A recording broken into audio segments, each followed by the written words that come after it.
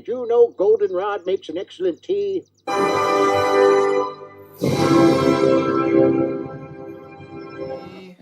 Happy birthday to me. Happy birthday, dear Aaron. Me. You are a sad, strange little man, and you have my pity. Or what's inside. You suck. Finally, we're going to reveal the... Hey everybody, welcome back to Tomic's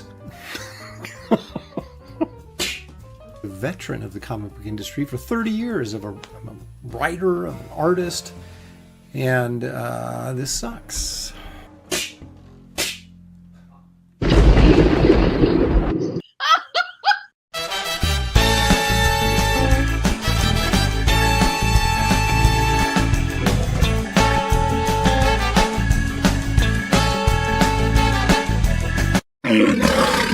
She cooks nothing but chuck wagons, stew, and her name is Minerva. Ouch! She's the flower of the flower, ouch!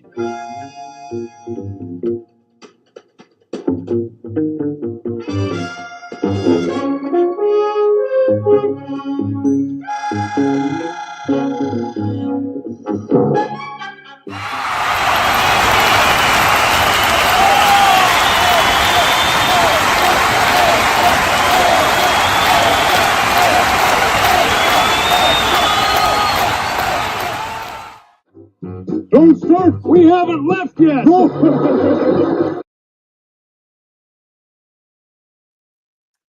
I get confused sometimes on which intro I'm running, and then I'm like, how does this end again? When do I come in? You know. Hey, look, it's Monty Python. Welcome, everybody. It is time for Aaron Live. I am, of course, Aaron, and this is live, unrehearsed, unprepared, live entertainment just for you. It is July 20th. 2025. And you know what that means? That means it is Showtime Shelley's birthday today. She may dip her head in later. We shall see. We shall see if she does that or not. But she was threatening to earlier today. We shall see if it comes to fruition. But yeah, so, and the funny thing is, I turned 61 in January. Shelley is still not 60. So I guess I like him young. But anyway, so what a show we have today. Aaron Sparrow is going to join us, and he has a book called Kneel Before DOOMFACE that looks pretty funny and entertaining. And so we're going to take a look at that, and we'll talk to Aaron because Aaron's always got a lot to say. And Aaron's an interesting cat because there's like 3 or 4 people that I actually knew or have known before I ever met Shelley. And Aaron Sparrow is one of them. John Smith is another. And these are comic book people, of course. There's people I went to high school, obviously, in junior high that I knew before I met Shelley. But just in this kind of professional circle. Dan Barrington is another guy that I knew before I ever met Shelley. So there you go. How about that? So anyway, Aaron will be joining us about 30 minutes. But I'll do my best to fill in for the next 28 minutes. I also want to point out that I was early today, not late, early. And I should get some kudos, I think, in the chat for being early instead of you guys. If I'm a minute late, you guys are all over me. I was 2 minutes early today. So just saying. Okay. So, okay, let's see who's here. Corum is here. He says, John Byrne is the man. Can't wait to see more of his covers. John Byrne's an interesting cat because he's done a lot of covers and some great ones, but he's not like Neil Adams or Gil Kane, where you're sitting, or even maybe John Buscema, where you're sitting there going, God, there's so many great covers. Which ones can I pick from? There's some great covers, but a lot of them are very sort of, good, but So it wasn't actually that hard for me to pick, some of my faves of the John Byrne collection as it was for, some of the others. So I'm just saying, not capping on John Byrne. I'm just saying. Barb Rogers, known as Ms. Solar Terror, is here. Repairman Jack, of course, and the dog barks right on cue. He says, yes, you're finally around to Byrne, my favorite. Hail Comicscape. Past Master Dan is here. Leg Kick is here because Leg Kick is almost always here. There's Creative Faye. She says, hi, Aaron. Happy Sunday. Found out YouTube has the movie They Live free with ads. I sent you the link. Be warned, it is missing a scene and swearing is bleeped. Well, Creative Faye, what the heck? I got to believe that They Live. I mean, we've got so many streaming services now. I got to believe that one of those has They Live on it. What I need is people reminding me what I'm supposed to watch, because whenever I get a minute, I say, you know what, I'm going to go watch a movie or something. I can't remember any of the movies I wanted to watch that I haven't seen. And I did see a Making of Dragon Slayer. Remember that 1981 movie from Disney that had the great dragon effects by, of course, master special effects guy Phil Tippett and Dennis Murin worked on that, on their crew, and fantastic special effects. And so I went to watch that, and it's on some bizarre streaming service I've never even heard of, has it. But I think I can get it free through one of the other services that I have, like Prime or Hulu or something like that. So, because I was like, after watching it, I was like, I want to watch this movie again. I don't think it was a great movie. I can't remember. Peter McNichol is kind of whatever.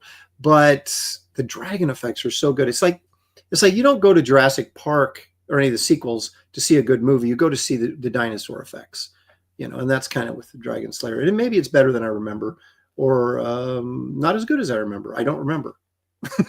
So I'm gonna watch it again.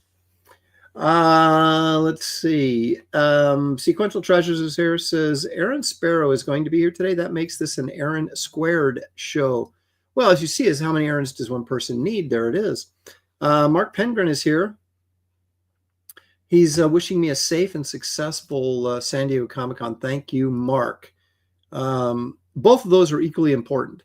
I want it to be safe, as I always do. And but I really, it costs me so much money to go to the show. I really want to do well. So that's right there. I actually might, if you say, Aaron, you can either be safe or you can do really well, I might say, you know what? Give me the danger as long as I do really, really well. So we'll see how it all plays out. Pantheon is here. Bill Maxwell, of course, joining us. Randy Howell, all the way from Canada, is here. Henry Jeremick says, Aaron, some of my favorite Byrne covers, Hulk 314, Thing 1, actually, that's not bad. Iron Fist 8, that's a classic. Cap 248, Peter Parker Spectacular, Spider-Man 101, Fantastic Four 246, 259, X-Men 133 and 141.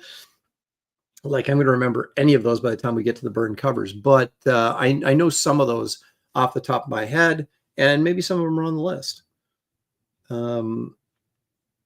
I did pick a couple X-Men covers, but they're not the ones that you think I picked. Probably. Fox Mulder is here. Mike McMahon is here.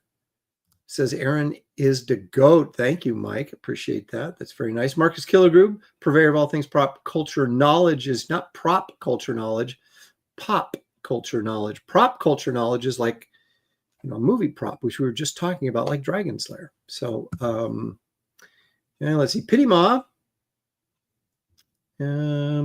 is here. Jay Dredd. Yes, Aaron rescues me from boring ass Sunday. Thank you, Aaron. I'm here, Judge Dredd, to do my best.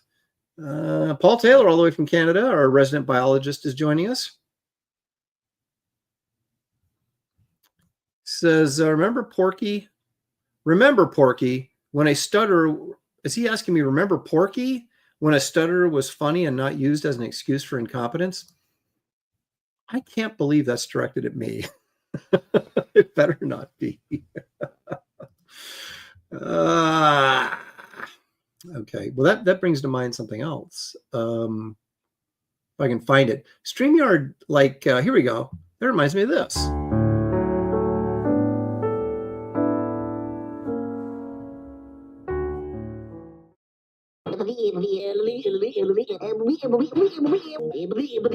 Oh, son of a gun. You thought I was going to say son of a bitch, didn't you? I think that's what Paul's referring to, not me. There's Michelle Bowers, the lady with the sword. Andy Dalif is here. Let's pity Mog. She's just John Platt. There you go. Yeah, Paul Taylor says, what are you going to do? Bleed on me. Of course, he's referring to this classic shirt, "'Tis But a Scratch," from Monty Python and the Holy Grail. So my daughter and I went grocery shopping earlier today. We came back, as we were going through the line checking out, a young lass with purple hair and tattoos said to me, "I love your shirt." And I said, "Oh, well, thank you." I go, "I love the fact that you know what this is from." She goes, "That was one of my favorite movies growing up." And I go, "Mine too. And yet I'm 40 years older than you." But so it was nice to see the younger generation and an appreciation for Monty Python. Okay, let's see here. Who am I missing? Anyone? Bueller? Some birthday wishes coming in for Shelley, of course.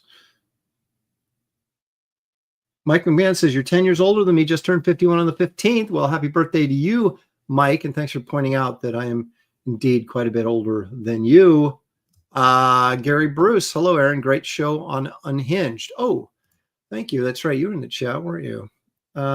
Thanks for watching. I don't know how many people were watching, but it was Angela Curry and oh gosh, it'll come to me in a minute. The other gentleman that did the show interviewed me, and it was kind of nice to actually be on a show and just be asked questions and then just kind of answer the questions as opposed to trying to come up with content. There's Spaceman. Let's see.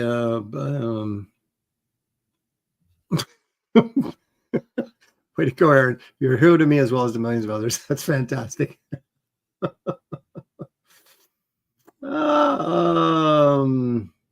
John Platt, congratulations for being punctual, Aaron, for a change. Yeah. Best Age Comics is here. There's Angela Curry right there. I did the show with her, and was it James? Gosh darn it, what's his name? I'm so embarrassed now that I can't think of. He's a big beard, and Angela, type it in there. So I'm just embarrassing myself at the moment. Cry for Dawn is there. Says yo. Let's see who else. Oh, Putrid Fetidini says, "Hey, Aaron, thank you." No, our good friend Andino Palazzo is here. He says the acting is corny. He's referring to Dragon Slayer, and I would agree. I'm not a big. Now, Peter McNichol actually wasn't he in Sophie's Choice, which is, I mean, that was about as high drama as you can get. But yeah, and it's funny, the guy that directed Dragon Slayer, he was a contemporary of Spielberg and Lucas. He went to USC Film School and with Zemeckis and I think all these other guys. And although he was after George Lucas and Spielberg never got in. I got into USC Film School. Spielberg did not. If you're watching, Steve, and I'm still a huge fan. But anyway, so, but he knew all these guys and worked with them on various projects.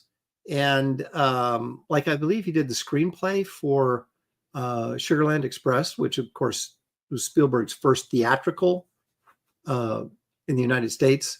Of course, the car chase movie Duel was released theatrically in Europe, but it was a TV movie here. And so Sugarland Express was Spielberg's first movie, and the director of Dragon Slayer wrote that script. So he had like several writing credits, but I kind of thought, and again, I don't know if it was the dialogue or the delivery, but yeah, it was little. I just Peter McNichol. I think some of those when you're writing medieval stuff like that, and you got a lot of those and these and thous and stuff. If you don't have an English accent, it just doesn't work as well.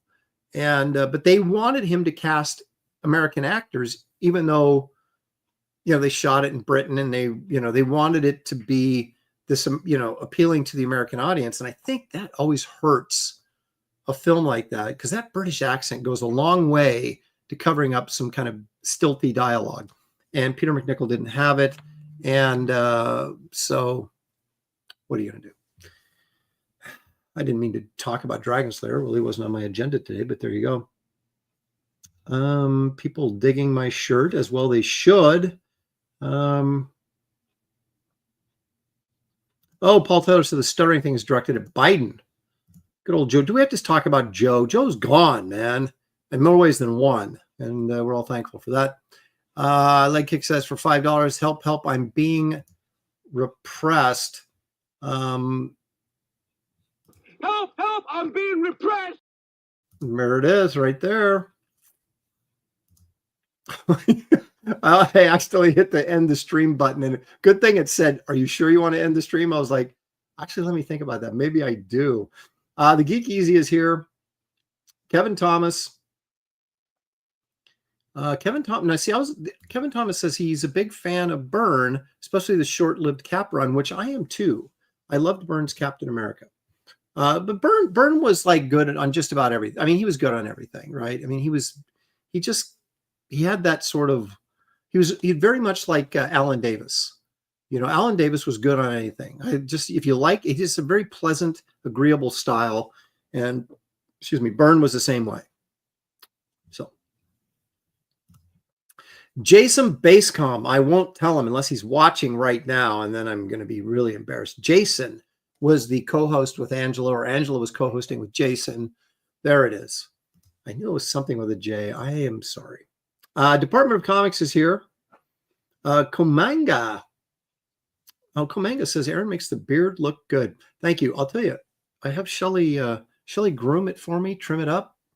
Looks nice. When it gets kind of unruly, I don't like that kind of Santa Claus look. I like to keep it closely trimmed, so I look a little bit more sophisticated. Jason Basecom and Unhinged is the same person. As she said, the Sam person, but I think she means the same person. Let's say everybody's here for John Byrne, but we'll get to Byrne eventually. St. Patrick T is here. Eric Boyd is joining us. Moromi is joining us. Paul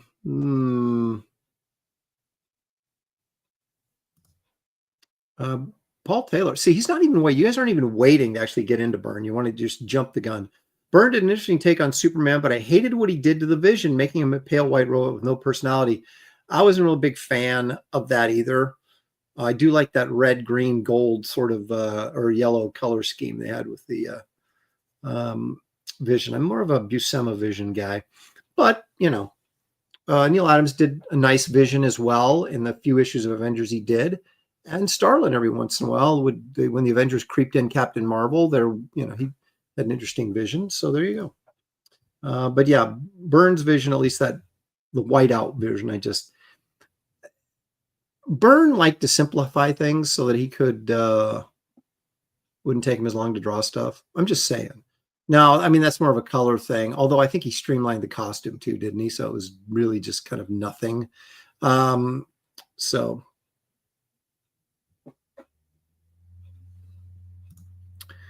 Fu Manchu, do you know about the band? You don't strike me as a stoner metal type. I'm not a stoner metal type, and I don't like metal. I am a classic rock guy, though. And did I even mention Fu Manchu? Where's that coming from? I love Fu Manchu. He is, of course, the father of Shang-Chi, master of Kung Fu. And, you're referring to probably that. Obey Fu Manchu or every living thing will die. Oh my gosh, that is the worst movie, but what a great movie poster. Who's texting me? Oh, Shelley is. But nothing about appearance. I think if she drops in, it's just going to be rando. So it could happen at any time. Yeah, right behind me. Yeah. No, I love Fu Manchu. I'm just not but if there's a metal band called Fu Manchu, I have no knowledge of that. but I do like the Cars in Boston and Journey and Zeppelin and Pink Floyd. Huge Pink Floyd fan. Okay. All right. Enough of this foolishness. Let's get on with the shoe. You know, when I told you I went grocery shopping earlier today with my daughter, you should have seen this coming. Right here. Let's all go to the lobby. Let's all go to the lobby. Let's all go to the lobby to get ourselves a treat. Now, this is a combo of milk and dark chocolate covered almonds.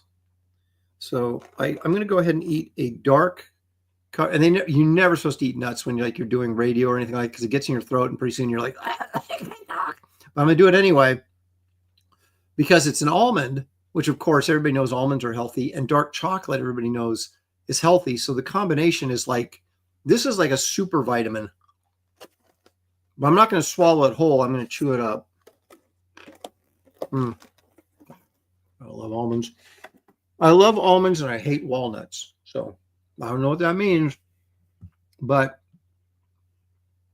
let's take a moment while I'm eating this to look at our frizzetta of the day, shall we?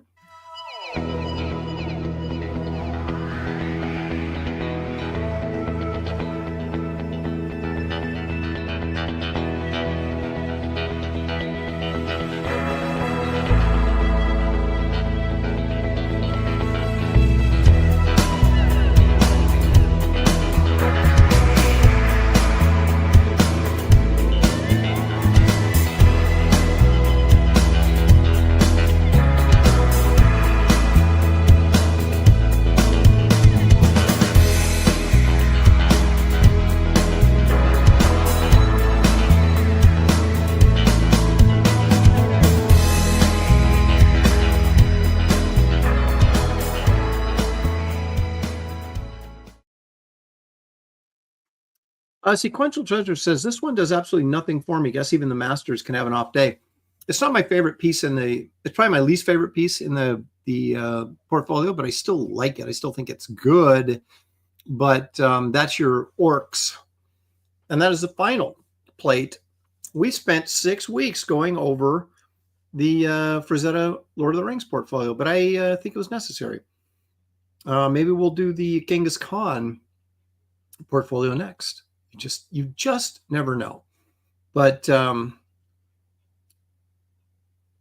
know, Frizzetta has a way about him.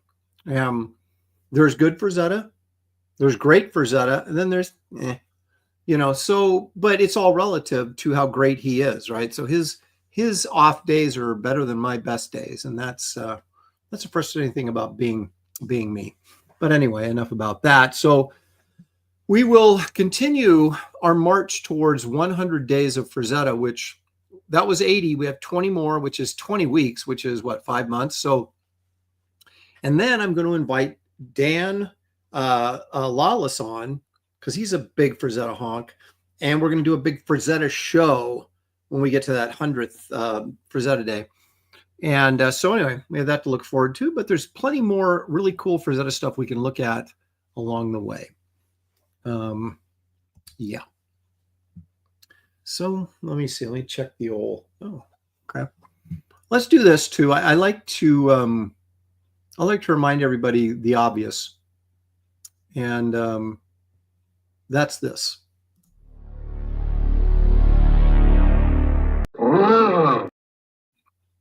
Please remember to hit the like and subscribe. It helps this channel grow, and growth is something that we all need.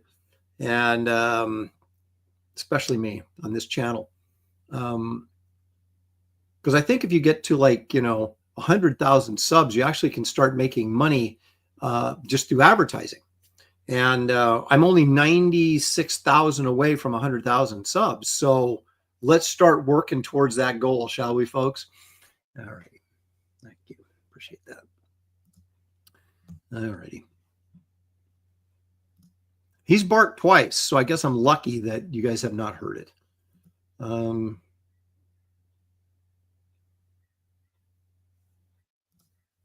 Yeah, the Geek Easy. I bought that Frazetta collection the other day called Terror. It is, you see, it's right. Where is it? It's right. That's it right there with my fingers on it. That's the book, Terror. Because they contacted me and said, hey, would you, promote this book if we gave you a free copy? I went, yes. So I did a big unboxing video. We went through the book and and did the whole 9 yards, and we did. And then I not only released it on just a video, but then we did it on the Sunday show too. Look through it. So it's a really nice poster book. My only criticism is there's not enough in it. I want more pieces. But they're doing different, genres, right? So they're doing his horror ones are the one that just came out, and I think there's like Barbarians and Babes, and I don't know what the names of them, but they're all like a series of books that are going to be coming out. So those are very cool.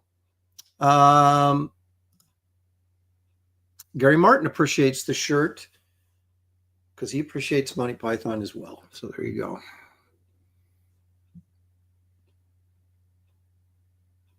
Okay.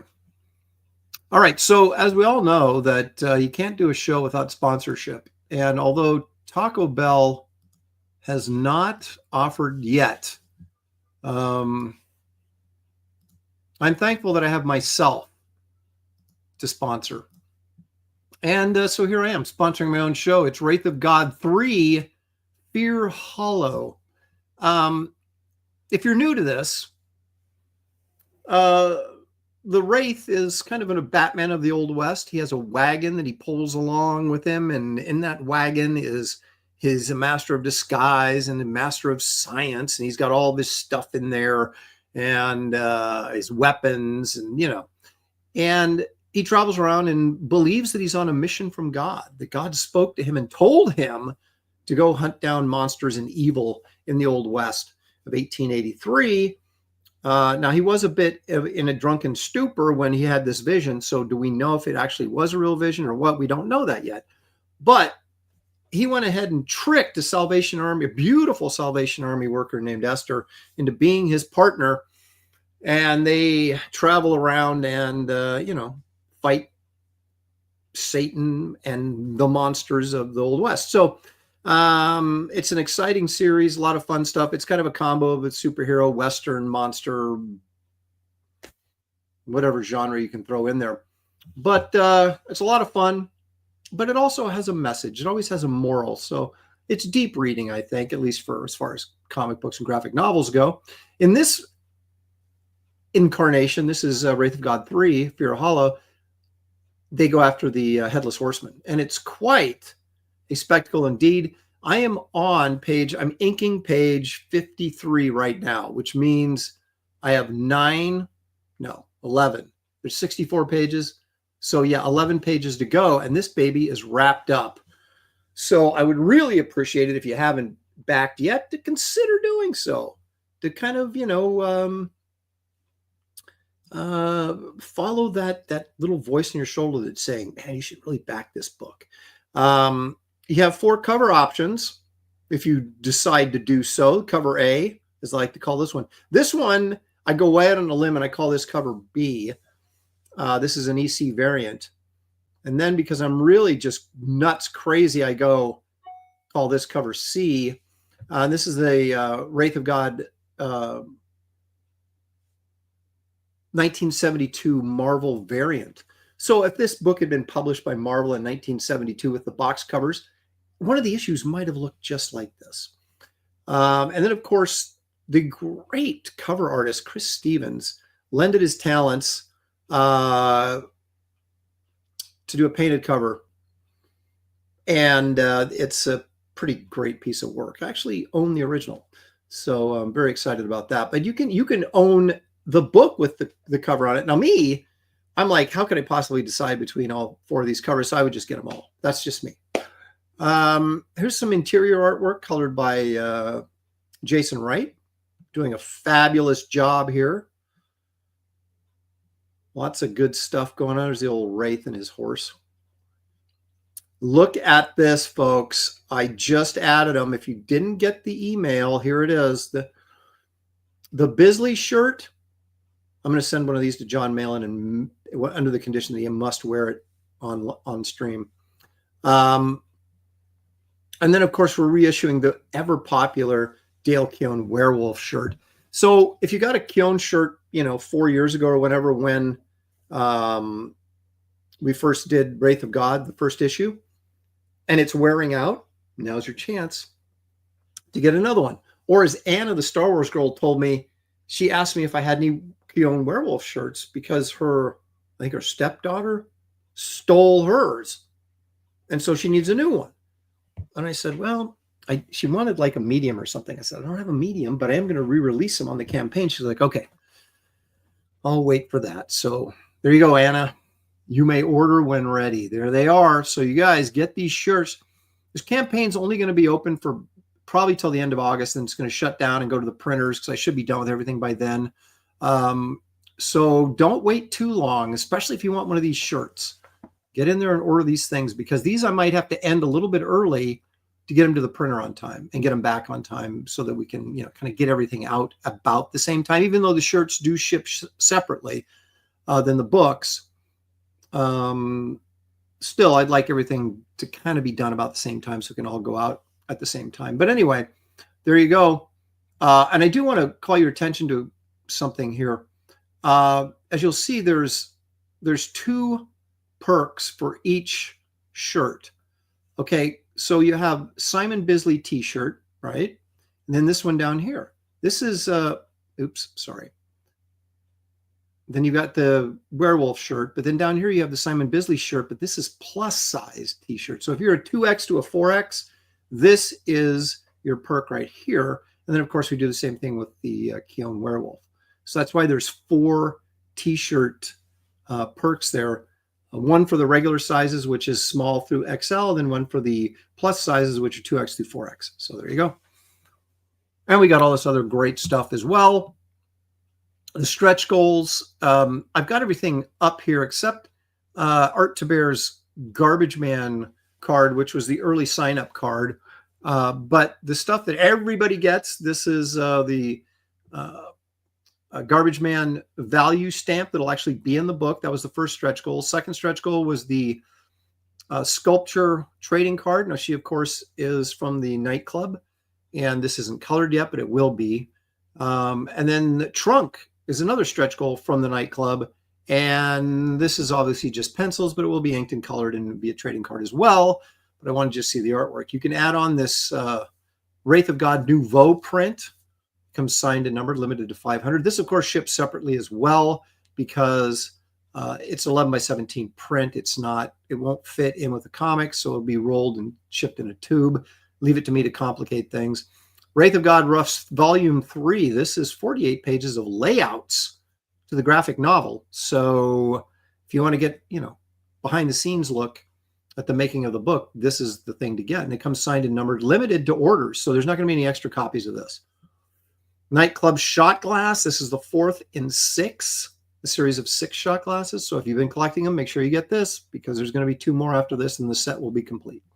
You can get poker chips, commemorative poker chips with the Wraith, Esther, and Keown's werewolf. And then, of course, if you want to get back issues, Wraith of God 1 and 2 are also available. There's a couple pieces of original art left. I'm going to add, before the end of the campaign, a couple weeks before the end of the campaign, I'll add the trunk card art and the sculpture card art, and probably this Garbage Man value stamp art as well will be added to the campaign for anybody that's an original art collector. So anyway, the link is in the description of this video. It'll take you right to this campaign. If you'd like to back, please consider doing so if you have not done so already. And also visit my website, aaronlopresti.com.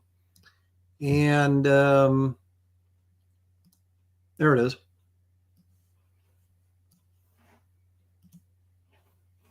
Okay. Let me try it again. There it is. And of course, it's got all sorts of stuff. You can go shop in the store if you want to get books, original art, prints. What else do I got in there?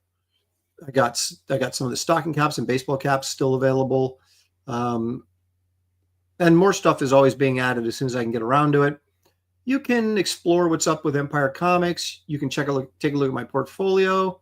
And you can read my blog if I ever posted anything, which I haven't yet. But anyway, so it's a fun little website, and it's absolutely free to go there. So check it out. Follow the link in the description of this video, and it will probably amaze you. It might not, but you know what? I do the best I can. Well, I have stalled long enough that my guest has shown up. He's another guy by the name of Aaron. And as I said earlier, I have known him longer than I've known my wife. It's a scary proposition when you think about it, but please welcome. He's always jolly. He's always fun. He's always got something to say. It's Aaron Sparrow. Hello, Aaron. Hey, how's it going, Aaron? Good. And by the way, I have checked out Empire Comics, and I find it delightful, although I do wish there were more blogs. Well, I'm I'm such a busy guy. And now Shelley's birthday is today. It is. And I said, I was hoping you'd come on, and she goes, well, I'll try and come on. And I said, okay. But she goes, tomorrow is Aaron Sparrow's birthday. That's true. And I think that's just like a chick to remember that stuff. Because I Right, would have 'cause you no don't. clue. I had no clue. no. And if you did, I would be like, Yeah. It's like, what's wrong with you? Why do you know that? But my wife knows. And that's so because women are sensitive. And that's right. They are, and they care about people. They care about people and their feelings, and they have feelings. It's and kind of like, whatever, man. it's okay to express their feelings. They're, they don't just ball them up really tightly and push them down and hold them until they have a massive aneurysm. Yeah, exactly. And get, really strange diseases from it. But anyway, let me grab a couple super chats. Then we're going to get to your campaign and talk about what's up. So we can talk about whatever. I'm just here to have a good time. Well, it's always a good time with you, Aaron. You know that. Oh, thank you. And we're going to have a good time in San Diego in mere days. I can't wait. Mhm. That's right. This is, I had to leverage admission to the con to get Aaron to work my booth. So him and Daphne will be working the booth, helping me out when I am not there, which I'm there most of the time. But, it's always good to have someone you can count on that will only take probably not more than 15 to 20% of the money out of your bag while you're gone. And a reasonable agent's fee, as it were. Right, exactly. So I feel pretty good about that. So anyway, let's take a look at these super chats real quick. Stealth X5 for $2. Thank you. Stealth says hello. Appreciate that. Bad Adam 12. Is there a good Adam 12? I used to like that show. I don't know though, really. I haven't watched it since I was a kid, so I don't know if it's really any good or not. For $10, he says, thank you, Bad Adam 12. Aaron, have you seen the Frazetta Girls YouTube channel? I think the granddaughter hosts it. It's historic tidbits about Frazetta. I don't know her personally, but I know of her, but I didn't know she had a channel. Did you know this, Aaron?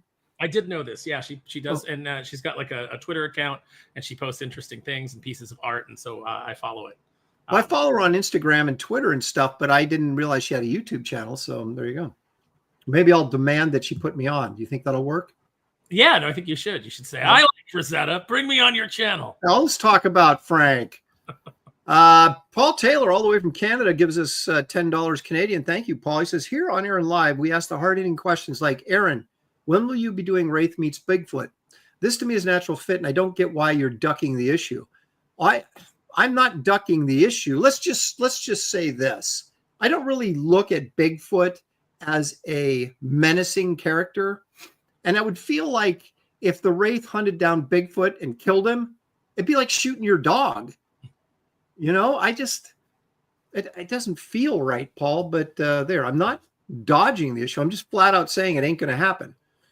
But unless it does. You do the traditional comic book thing where it's like, oh, I got to hunt this man ape that's killing, there's some bodies up here and everybody says it's this man ape and then he's got to hunt him down. And it turns out that then they have a misunderstanding and then they team up against the real threat. Probably. There you go. I like it. See, now we're on to something. We're on to something here. See, right before your very eyes.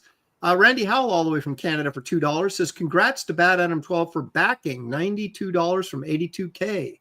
Thank you. So Bad Adam 12 actually did back, and I appreciate that very much. So I take back anything I might have said that was negative about Adam 12, the television show, just in case it's important to him. I don't want to, we do not want to offend. I mean, I know you do, Aaron, but I don't. I don't intentionally seek out to offend. I just don't care. Yeah, well, okay, that's your. See, I still care a little bit, and that's my problem. I think. I mean, Randy, if a person chooses to be offended, that's their choice. I just say what I say. I like it. Randy Hall for another 2. That's now a total of 4 Canadian, which I think adds up to 35 cents American. But thank you. Says 82,030 by 1,120 backers. Hail to the chat. Thank you, Randy, for bringing that up, and thank you guys for backing. You actually should be way beyond that, in my opinion. Like you should have crossed 100,000 already. Well, there are people that are reveling in my. I wouldn't call it misfortune, but yeah, it's done about half, a little bit better than half of what my previous 2 Wraith of God campaigns had done. And of course, there's much negative speculation about why that is, but I keep my nose clean, Aaron, and I go about my business, and you do the best you can. Yeah, it's there's obviously a lot more out there right now competing for your crowdfunding dollar. There's tons of campaigns out there and tons of great looking campaigns. That's true. And the economy still hasn't recovered from 4 years of destruction. So there's a lot of reasons to go into this. Yep. Now, speaking of people with campaigns, I'm confused. You're doing Kneel Before Doomface, but the campaign is closed, is it not? Or is it? The campaign is closed, but we're still open for late pledges. So people can still. Okay, so let me throw out a hypothetical, if I can. Yes. Let's just say hypothetically, I were to send people to this Kickstarter, would they be able to still back this book? They can, yeah. The only thing that closed with the campaign is some of the additional perks that you could get. But there are still lots of perks. There's still free stickers that come with every order. There's still lots of little bells and whistles. You can still get all of the covers. Backer Kit was supposed to launch this weekend, but I haven't been able to get a hold of my campaign manager. I think that there was something else that Kickstarter wanted fixed. Like you got a campaign manager?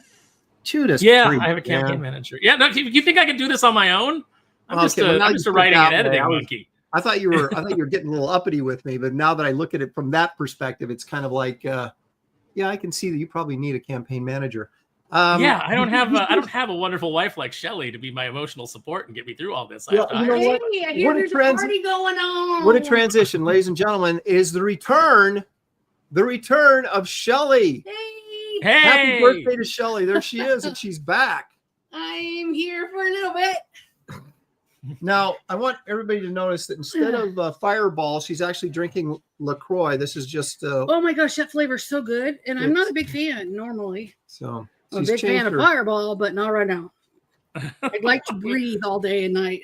You gonna move over again? This is as far as this is all I got here. What's wrong with you? Judas Priest. She's been gone for a year. She comes back and we'll do like this. Oh, hi. Just my goodness. Man. So, hi, Aaron. Yeah, hi, happy birthday. That one. Oh, hi, I forgot. Yeah. Oh, hey, happy birthday to you tomorrow. Hey, thank you. I'm looking forward to. I mean, I don't care, but I know. I'm looking up this morning going, am I? Mm-hmm. It's my birthday.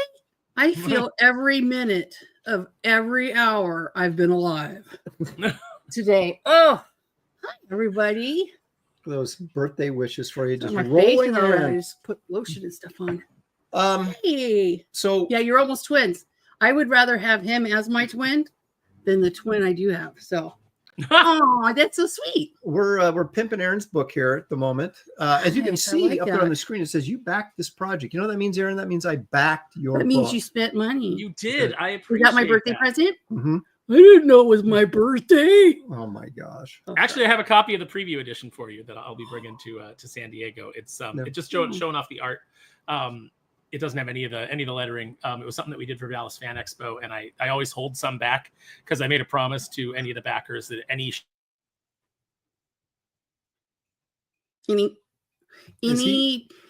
show that he would preview it to, it wouldn't be fair for his backers. So you froze. So you froze there for a second, so I just kept it going for you. Oh, thank you. Yeah, I appreciate it. Anytime. I never know though anymore because sometimes people freeze on this show, but it's really me that's frozen and they're not. Oh. And so it's very strange. Yeah, he's You never frozen. know who's still going out to the viewers. Yeah, it's very peculiar. So, Aaron, tell us about this thing. Shelley is dying to know what's this about. Well, I had talked to you about it like way back. I was telling you about it. I think it was at one of the San Diego shows where we were hanging out, and I was telling you the premise of it, and you were like, "Well, how far out are you on this thing?" And I was like, "I figure like we'll launch the campaign in like a year," and you said, "Start talking about it now," because I hadn't said anything public about it at all. And that was great advice because it kind of got people hyped. The more people like kind of interacted and asked questions about it, the more I was able to kind of craft the marketing for when we did do it. And so what this is a two-pronged tale. The main story is about Doomface, a very Skeletor / Cobra Commander / Hordak type villain from the 80s that on the night of his ultimate triumph, he was about to completely conquer the world and destroy all of his enemies and get everything that he ever wanted, was banished to the timeless void. And so now 40 years later, due to the machinations of a Ghost Adventures type reality show, the totem that holds him in the timeless void is accidentally shattered, and he's able to put himself back into our world. And so he comes back not realizing how long he's been gone, and immediately decides that he needs to set himself up and show the world, reclaim his title as, the greatest supervillain in the world. But there's been 40 years of, supervillains coming up and gaining power in the world that now he has to contend with. So he takes Lexi Vega, who is the producer of this TV show, as his major domo. And so you get a nice little culture clash. She's going to be his, his guide, kind of filling him in on everything that he's missed. He's going to train her to be a supervillain, and they're going to kind of butt heads. She's the only person who gets to talk back to him. So that's the A story, and then the B story is kind of a meta commentary on the mainstream comic book industry, where two small town superheroes come to the big city to establish themselves. And Aaron, you actually drew a preliminary drawing of them years ago in my sketchbook.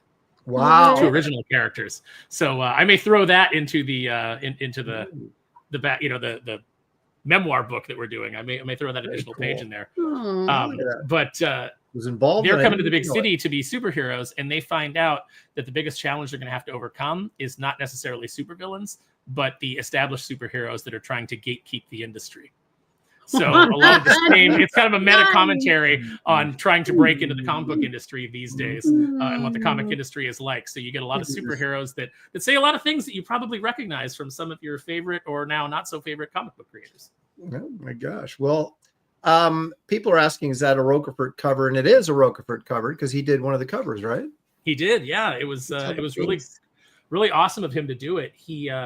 I'd been talking to him about some other stuff, and he had gotten wind of the campaign. And so he asked me, he said, like, what's this campaign that you're doing? And I told him the premise, and he really liked it. And he said, well, I'd love to do a cover for it. I love the look of these characters. And I was like, well, I'd love to have you do a cover, but I haven't even launched the campaign yet. I'm not sure I can afford you because I have no idea what Kenna's cover rate is, and he was like, no, he's like, I want you to do some stuff for me, some writing, some editing. We'll just work out a trade.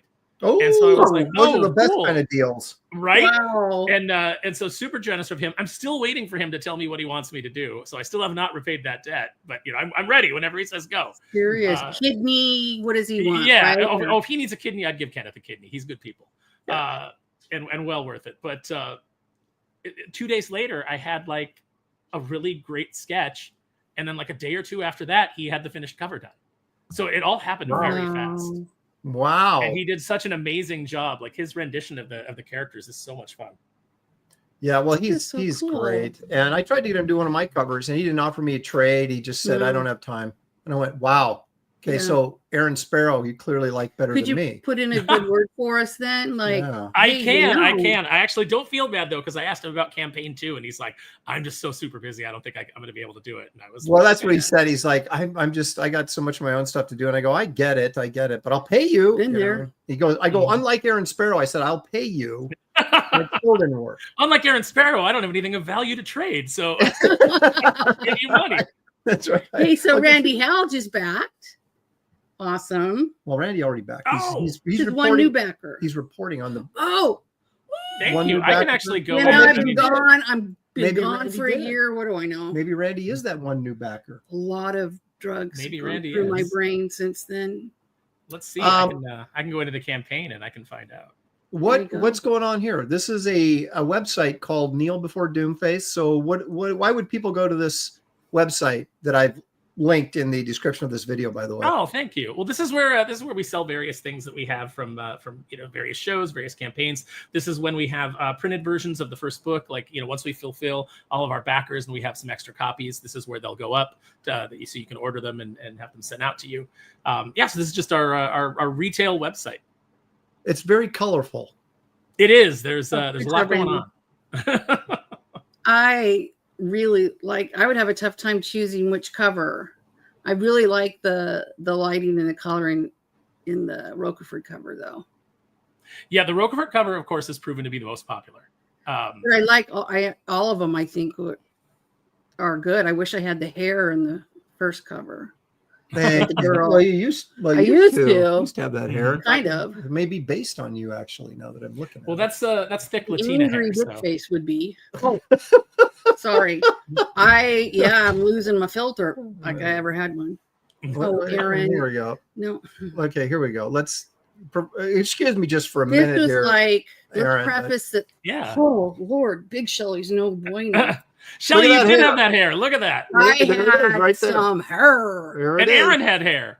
Okay, let's not rub that in. Of when we first started dating, and that was he helped me chaperone. Wasn't that the thing?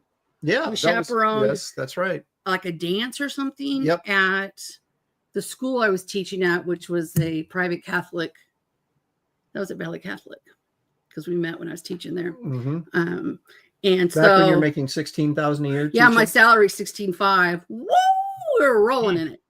And so I was telling our daughter who just graduated college and kind of bemoaning, like their friends and stuff, or can't find jobs and blah blah blah. And I was like, oh, my first year out, I had 5 different paychecks every month. I worked 5 jobs. I'm like, so you're not gonna walk out of college and be like, here's your dream job. Here you go. And by the way, we're going to pay you a buttload of money. Doesn't happen. Did it happen for you? I was making 20 when we met. I was making 20. Neither one of us made 16. over 20. And we would our first house. I think it was we paid mortgage every Friday. It was like $135 a week. Yeah, our house was 80. We paid 84,000 for it. And by Thursday night, we'd be like, oh, we have enough in there? Do we need to take back some cans? What are we doing? What are we doing? Do we need to, go street perform, or what are we doing? So, I think everybody should have to struggle, at least in the beginning, or live in a crappy apartment, or do fast food, or retail, or stuff that keeps you humble. Corey Landis said, came for Aaron getting a Shelley now if we can just find Bigfoot. Well, we'll see. Maybe later in the show, Aaron. I know you're a very big believer in Bigfoot, so we're going to see if we can find him. And I want to. I'll have my cryptid rodeo shirt on when I come on. You go. ASE presents for $2. That's such a wonderful photo of you all. That's mint salad. Sending out. Thank you, Mint. Yeah, man. And I didn't mind. Now I can't even be bothered to dry my hair, much less try it and fluff it and be all 90s. But she still has that jungle hair. It's like she gets out of the shower and it's all like over here. And I'm just like, my hair, I kept it up for so long now that I wore it down Friday we babysat. Oh, I was like, holy cow, when did this happen? So maybe I might cut it all off. I don't know. Duck bacon for $4.99 says, great seeing you again, Shelley. What a wonderful gift having you back. Thank you. Thanks, you, I'm Duck. cry. I have lotion in my eyeball too. Don't rub your eyeball. Gifts on your birthday. That's salsa on my fingers. No, I put some lotion on my face. Now it's all red and I got it in my eyeball. I'm a mess. Oh my goodness, look at all this. Headless Bourgeoisie for $2 says, any Graybeard sketchbooks left over from SDCC? Well, Headless Bourgeoisie, since San Diego hasn't occurred yet, I can't say whether there is or not, but I will say I'm not taking all 100 to San Diego, so there will be some left over. And those will go up on my website after I get back, and they'll be available there. I will make an announcement, of course, because I like to keep you guys informed, just as Aaron does, likes to keep you informed about Kneel Before Doomface. I do. When is this going to print, do you think? So Backer Kit was supposed to be out this weekend. And then, so there's like a couple of weeks of Backer Kit. where everybody, you know, we try to get everybody to fill out their orders, you know, finalize everything, make sure your address is correct, do all that. And then we'll be going to print. So in a couple of weeks, we'll be sending it off to print. And then once we have the print estimate back, like here's when you'll get your physical books. Right. Then what we're going to do is we're going to send out, so because everybody who ordered a physical copy gets a digital copy. And obviously everybody who ordered a digital copy gets a digital copy. So we will send out the digital before we, yeah, right? It seems only fair. So, so everyone will get to read the book before they get their physical copy. So it's kind of an additional way of us saying, like, look, we've told you the books are at print, they are at print, but here's the book. It exists. You can read it if you want, or you can not read the digital copy. You can wait for your physical. Yeah, but at least you know that we completed it. It's here. It's yeah. You know, well, you know, anymore sometimes is there a book? We don't know. Not from us. You always get your book from us. Always. But I do want to say, Aaron sent me a digital copy, and I said, you know what, Aaron? I said, if you send me something with pictures, I definitely will read it. Well, I haven't read it yet, but fairness, you didn't say when. I will. I promise. I will. You could read it on the plane. I could. Well, could I? I'd have to, like, I guess on the phone or something, right? You download. Do you have an iPad? You download it onto your iPad, and then you. What is iPad? What is this? What is this thing you're talking? What is that? I'm the iPad queen, and and you can't take my laptop. Tech stuff right there. I don't. You know, I don't do. Well, I mean, you could. I can barely turn the television on correctly. You could take the iPad, and I could just take it. I'll end up spilling something on it, or some Sparrow or one of his Sparrow's minions will steal it when I'm gone. I'm bringing my iPad. You could read it at the booth. I have it on my iPad. You could read it at the booth, I guess. There we go. Maybe, okay. Problem solver. Wait a minute. You could do a dramatic reading of it. Oh, I could. We could charge. Ooh. Yeah. Like there we go. Showing. I need like an echo chamber. Yeah, exactly. You know, I think I skipped this, although it's. I think the point is moot at now. But Randy Howell for $2 Canadian. Now just $18 away from 82K. Can we do it? And of course, then we already did do it. We did it. Yeah. So Randy, thanks you very Randy. much. We do it very much. Anybody that wants to send super chats to celebrate Shelley's birthday, we're very accepting of stuff like that. Thank you guys so much for all your birthday wishes. It's you know, I walked downstairs and there was balloons and chocolate, and I already last week I bought stuff and said, look what you got me for my birthday. Yeah, she did. Isn't that fun? I mean, I don't even have to buy her anything. I had to give her money, but she's like, go get it. She's like, I go like, show me what I just got you for your birthday. And so she showed me, and I but I'll be there. Gave her some money, and I guess we're all good. Which saves me, Aaron, from having to go shop. Yeah. Yeah, no, I mean, that's good. That's delightful. You know what? So, you know, you remember my best friend, Marie. You've met her numerous times over the years. Yes, of course. What we do for her birthday is she goes to several stores, picks things out, and puts them on hold. And then I go to those stores and I go through the pile of stuff that she left, and I just select things. And because her memory is bad, she forgets the things that she picked out. So when she gets them on her birthday on Christmas, she's surprised. Well, I like that. That's pretty good. That's a good idea. And it's something that she definitely wants. Well, there you go. Okay, here we go. Here you go. So these are seatbelts. I am obsessed with seatbelt bags. She collects seatbelt purses like I collect comics. It's bad. It's what really is that? bad. What does that mean? A seatbelt purse? It's actually they're made of seatbelts. They're made of seatbelts, and it's woven together. Called Harvey seatbelt bags, and I have a few. But this is the first one I've got like this. Usually I have black and I have red, and then I just bought a taupe one with my wallets have to match.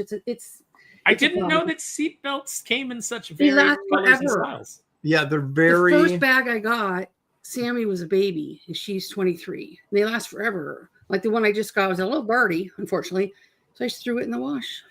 I mean, they're like amazing. So anyway, happy birthday to me. I get comments constantly. Oh, I also offered to pay for half of her dental work. So that was expensive. So I figured that was a nice on my part. I could have just walked away and said, no, you're on your own, sister. $1,800. If you're not brushing your teeth enough, that's not my problem. I went in, it was a crack, and they're like, okay, so I had this filling down here that keeps popping out. So I went in, I'm like, popped out again. They're like, oh, great, now it's cracked. So I'm like, just, I don't know, pull them all out. Yeah. But yeah, dental work, how romantic. I don't know if you guys are I know. When I came home and I go, well, because the filling, because it keeps popping out, they keep fixing it for free. And I'm like, oh, it's just free. I'll be right back. And free just became $1,800. But yeah. Teeth are expensive. Yeah, Duck that's Bacon for $4.99. He says, "Happy birthday, Shelley." Thank you, Duck. Appreciate That that. goes right to my Happy teeth, honey. birthday to you. Chat, sing for Shelley. Everybody, join Happy along. birthday to you. Oh, I love it. Remember the crown you wore? That was such a fun night. Happy birthday to to you. Thank you. you. Tip your waitress, chat. Yeah. Remember was when such a Shelley fun was night. coming to San Diego with me all the time? It was always on her birthday, almost always. And of course, yours was right. Yep. And we would go and get a big group together. We'd go out and do the birthday, Shelley's birthday, and then we cake. and then it would always be like, oh, and Aaron's is tomorrow. But we didn't really celebrate it. No, but we I shared my recognized it. crown. I think it was It my was recognized. 50th. Yeah. And I wore a crown because that's how I roll. And then I met Dee Snyder's son, Jesse, that night. And I was starstruck. And because you're like, do you know Twisted Sister? And I'm like, do I know Twisted Sister? You're talking to the girls. So yeah. You're talking to the original Twisted Sister. Yeah. Adam 12 for 10. Thank you, Adam. He says, or bad Adam. Happy birthday, Shelley. You know, if everyone watching bought a shirt, Aaron would break 85K. Wow. And there is a That's so minimum nice. order on those shirts. Yeah. So we need to sell like 50 of each. So I'm not going to pull the plug, but it would be nice to actually at least break even on the shirts rather than That's our goal. lose usually. money on it. So, Yeah. but they're going to be Shirts are available tough. regardless. Shirts are tough because you got to have all those different sizes, and you got to guess like, Yes, how many am I going to need of extra small? Yep. Right. Yeah, we don't do those. Well, and then it's always, you always want to order a couple more just in case. And then it's always trying to guess which sizes, We have a bunch of extra Kit Carter shirts. Well, not a bunch, but a few of like a couple of every size.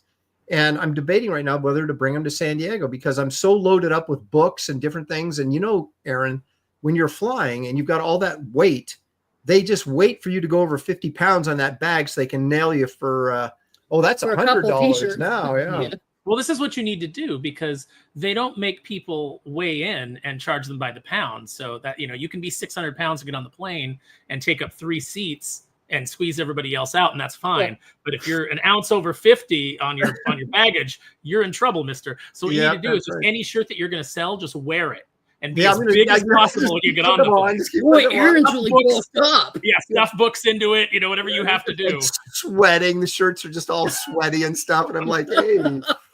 Discount. That's right. Artist sweat all over them. They would be worth something then. Yeah. Yeah, you can charge more.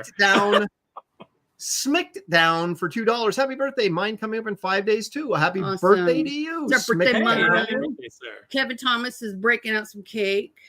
Stealth X5 for $5. Happy birthday. Thank you, Stealth. Appreciate that. Of course, he's referring to Shelley. And of course, Aaron, I'm sure, because yours is tomorrow. Yeah. Paul Taylor, Canadian 10, says, nothing says I love you like paying for your dental work. Well done, Aaron. You're like the dashing swashbuckler that swings in a laser room with a rose between his teeth. Happy birthday, Shelley. Thank you. Thanks for the crown right there. Yay. With friends like that. It's so bad. Oh, headless bourgeoisie. There he goes. He bought a Bisley shirt today. Yay.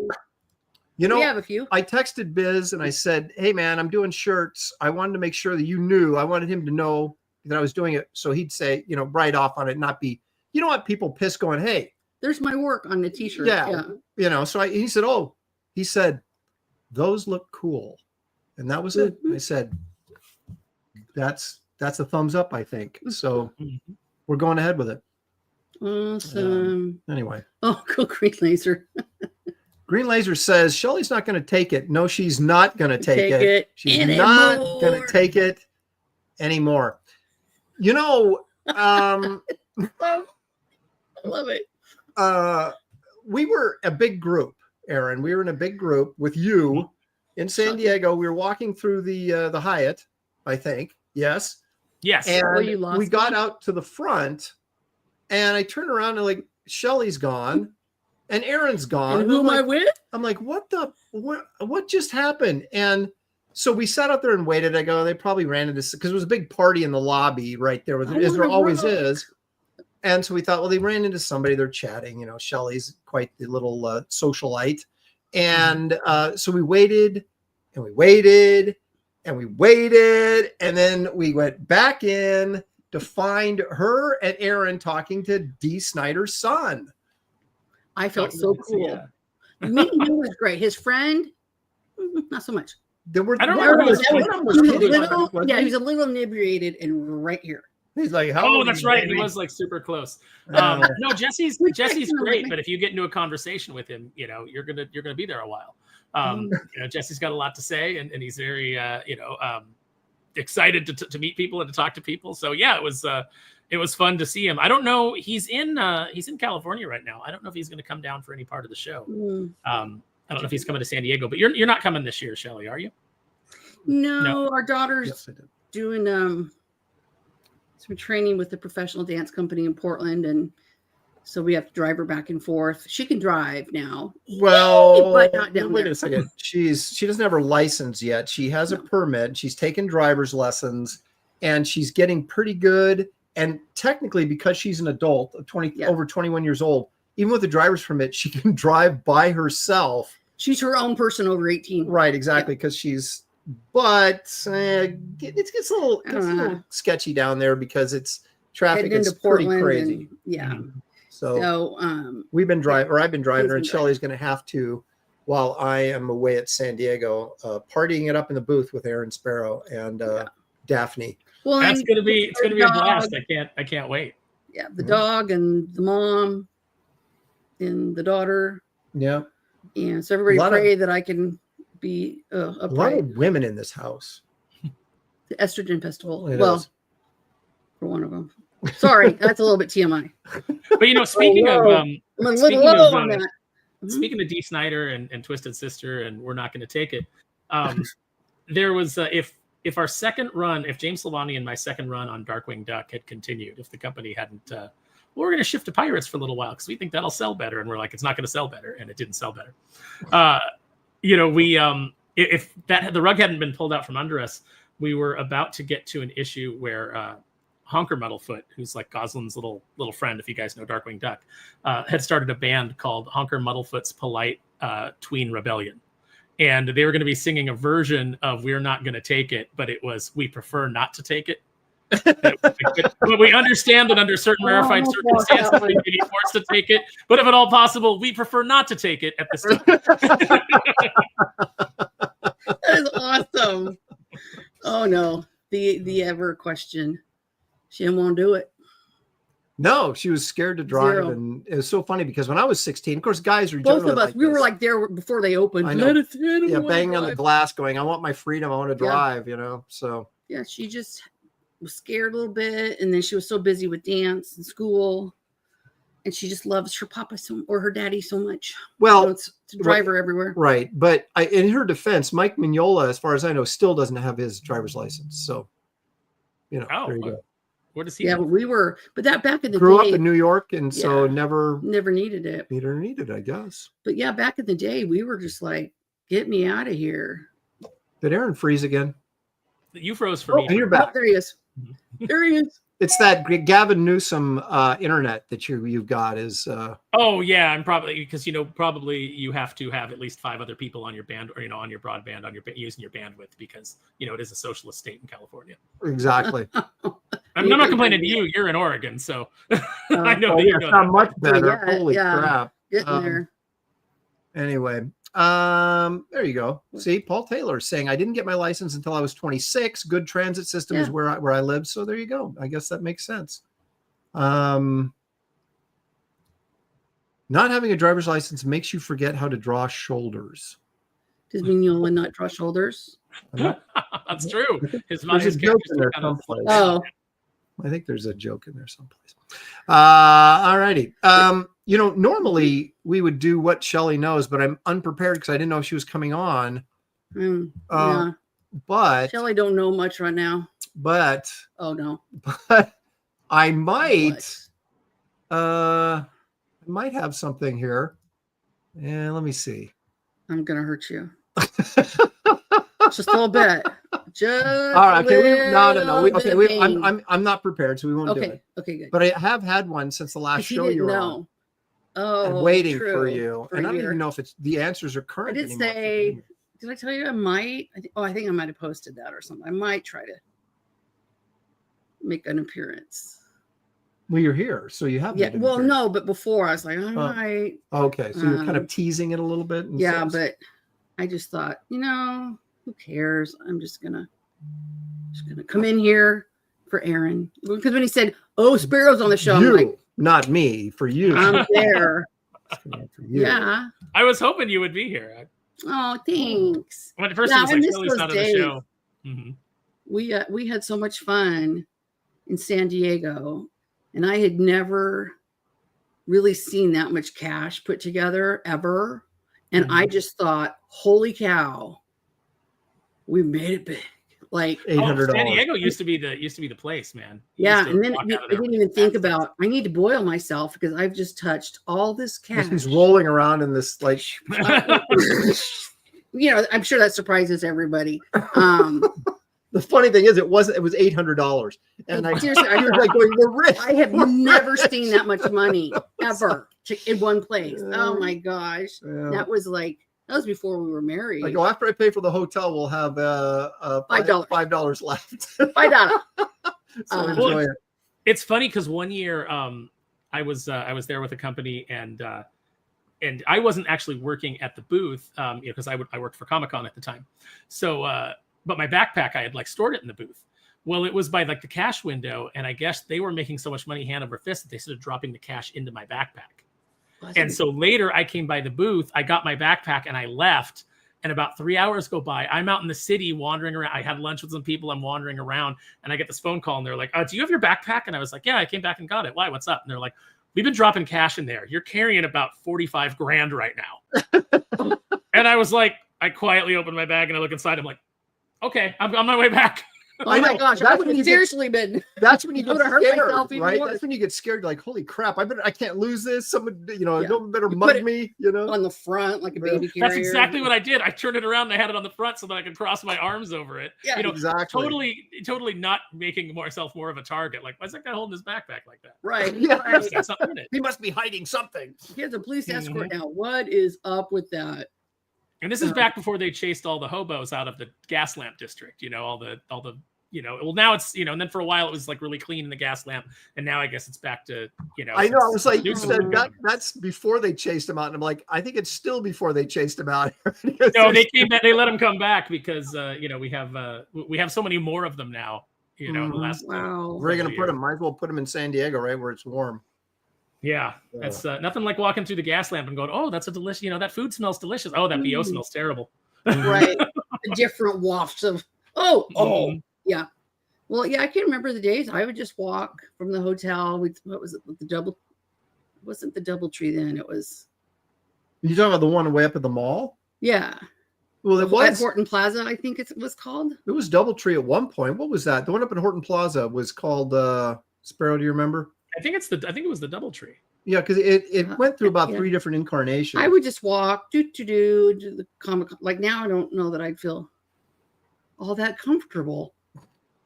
But there are so many people. I guess it wouldn't be that bad. But well, you'd like to think someone would help you if you got into a spot of trouble. But really, what would happen is they'd all just get their cell phones out. You can take pictures, right? Think. But now that long walk, I'd be the one. Anything that distance, I would have to use a walker these days with my back. Then I just have somebody come along and I'd sit on the seat and they could just push me along. Where's one year we stayed in, it was either the Grant or the Westgate, and those are stacked and they're as far away from the con as you can get, just about. And hauling all my stuff, I used to have this PVC setup, that I could hang stuff from, and it was in this huge golf bag, and these things over my shoulder, carrying box of books. Just by the time I get to the convention, I was just pouring sweat, and you're just so I made a rule all day like that. Yeah. So now it's I must get a hotel that's I don't care how much it costs. That's right there by the railroad tracks. So all you have to do is cross railroad tracks and you're there. What about the years you made us stay in the Embassy Suites because it had free breakfast. Well, That was a long walk. It's not that bad. It's not horrible, but I mean, it isn't. If you're that. carrying stuff, yeah, it's a trip. Yeah. Yeah. Well, you weren't carrying stuff. You were Just myself. Yeah. So. Well, the one year when I was training, oh my gosh, this was many years ago, and I was training for a marathon, and I'm walking, and I'm like, oh, it's so beautiful. All of a sudden, I realized I'm almost to the airport. I probably should turn around and go back. She convinced me to go jogging to that, that big Navy ship that's parked out there. Oh yeah, the Reagan. Yeah. And I was like, we did it really early in the morning too, I think. And I was just like dying. I was like, I'm walking back. See ya. I'll walk back. Well, I used to run, and then I realized walking was way more fun. Yeah, I never and ran. Now walking would be fun. Yeah. We're in that slow walk crawl mode, basically, is where we're at. The Embassy is great though, because you would get the they were suites, so you had like the big rooms. Oh yeah. Yeah. But the nice thing was that they did have the complimentary breakfast in the morning. Mm-hmm. And so Marie was really and like they'll make fresh omelets for you. They got like mounds and mounds of bacon. Like whatever you want. Yeah. Well, what more do you need? Yeah, like good sausage, not that kind that you get at the continental breakfast at the weird hotels. Yeah, actually, sausage, sausage that squirts when you touch it with a fork. You're like, oh, it's a defense mechanism. But see. My friend Marie, very smart, she would get like these giant tortillas and have them up in the room. And then she would go down and get like 2 plates worth of stuff, come up to the room, make a bunch of breakfast burritos, wrap them up, put them away, and then like bring them over later in the day, like around noon, she'd bring them over and hand them out to like the Comic-Con staff and us that like didn't get a chance to get out and get food.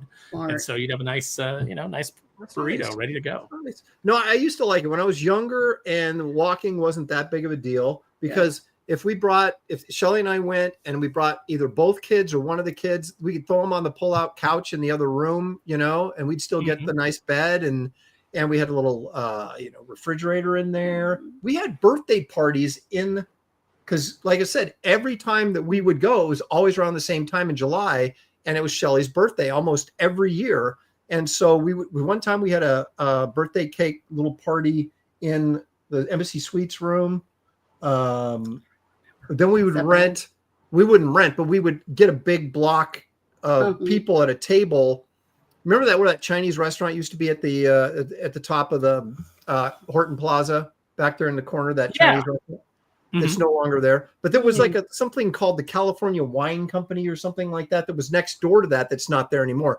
But we went there one year for dinner, and it was Shelley's birthday. So I would have I'd call ahead and get a cake made for her, and then they would deliver it to the restaurant really before we'd get there, and then we'd show up, have the dinner, and they'd bring the birthday cake out, and Shelley'd be like, oh, I'm so surprised, even though we did it every year. And then I was just appreciative. But this one year, I remember this because usually we'd get the Malibu guys would come, and then whoever else.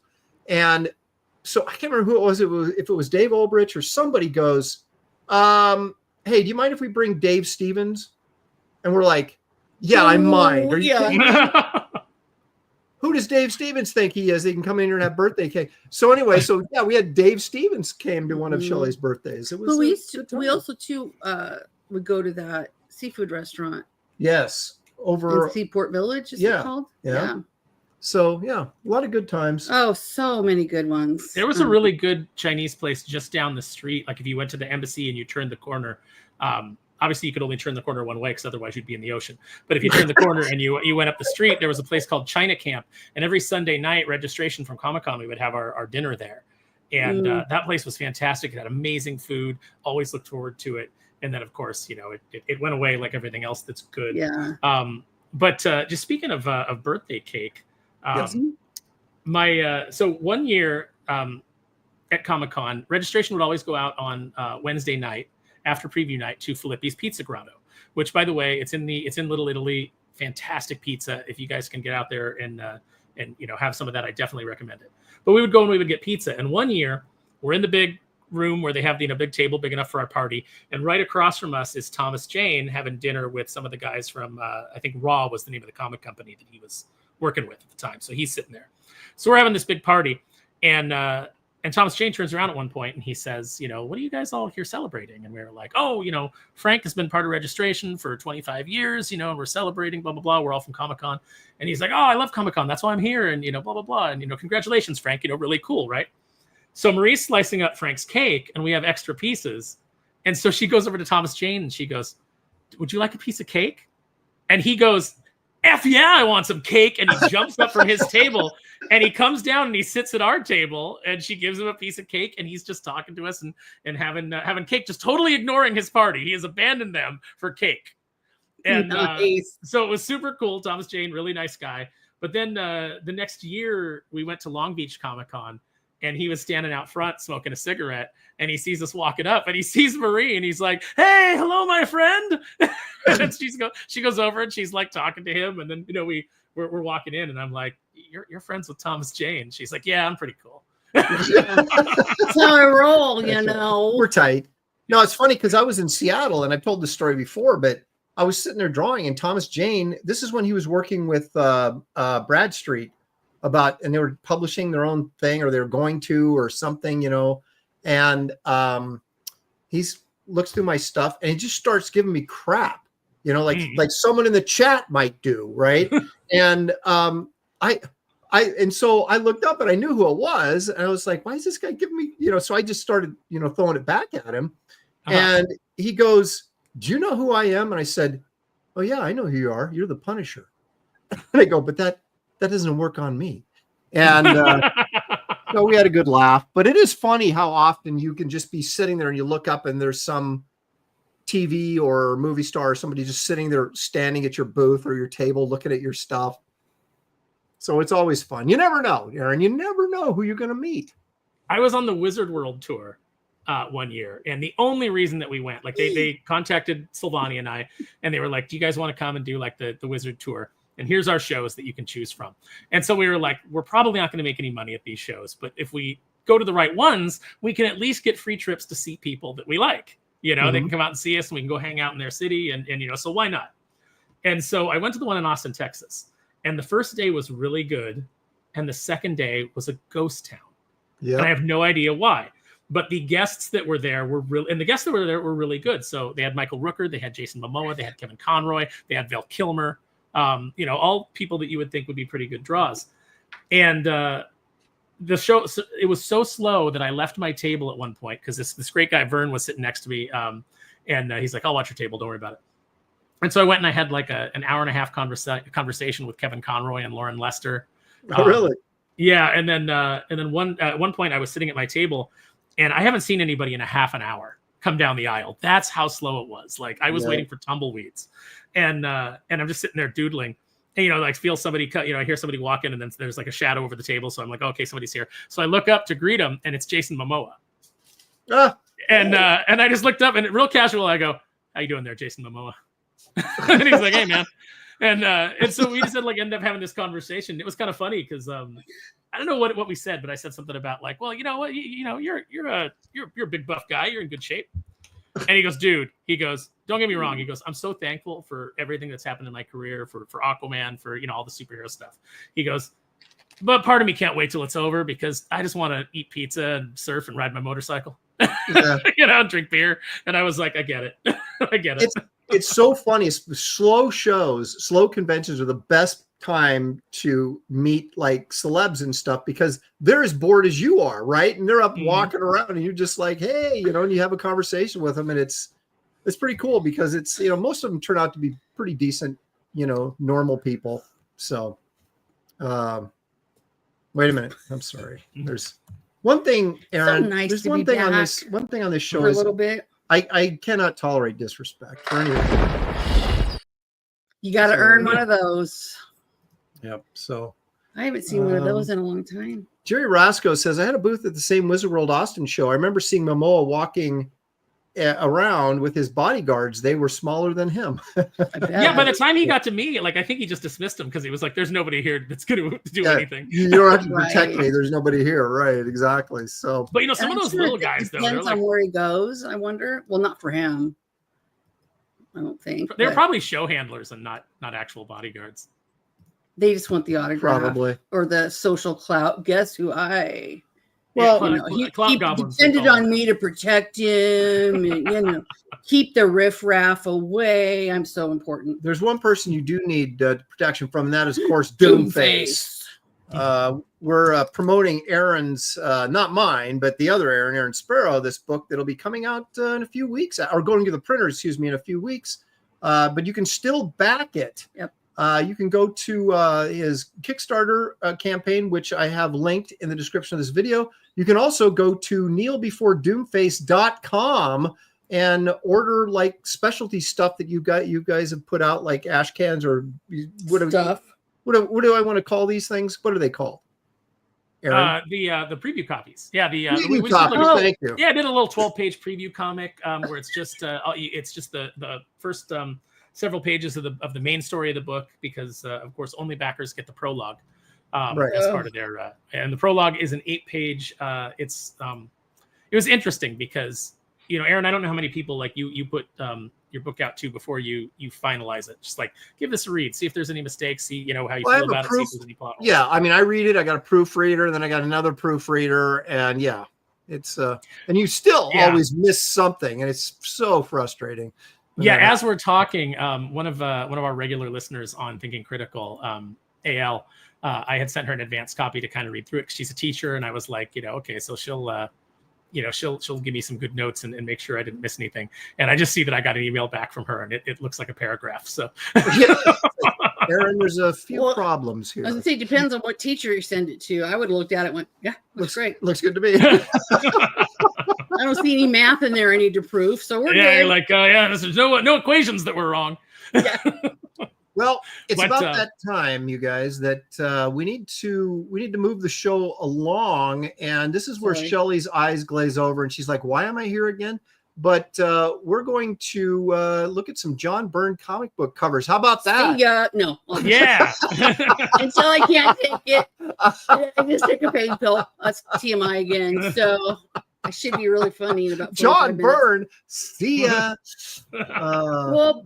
There's a lot of It'll be covers, not interiors. I'm good for those. This is like just animated conversation. That's all. So let's run the intro and do this.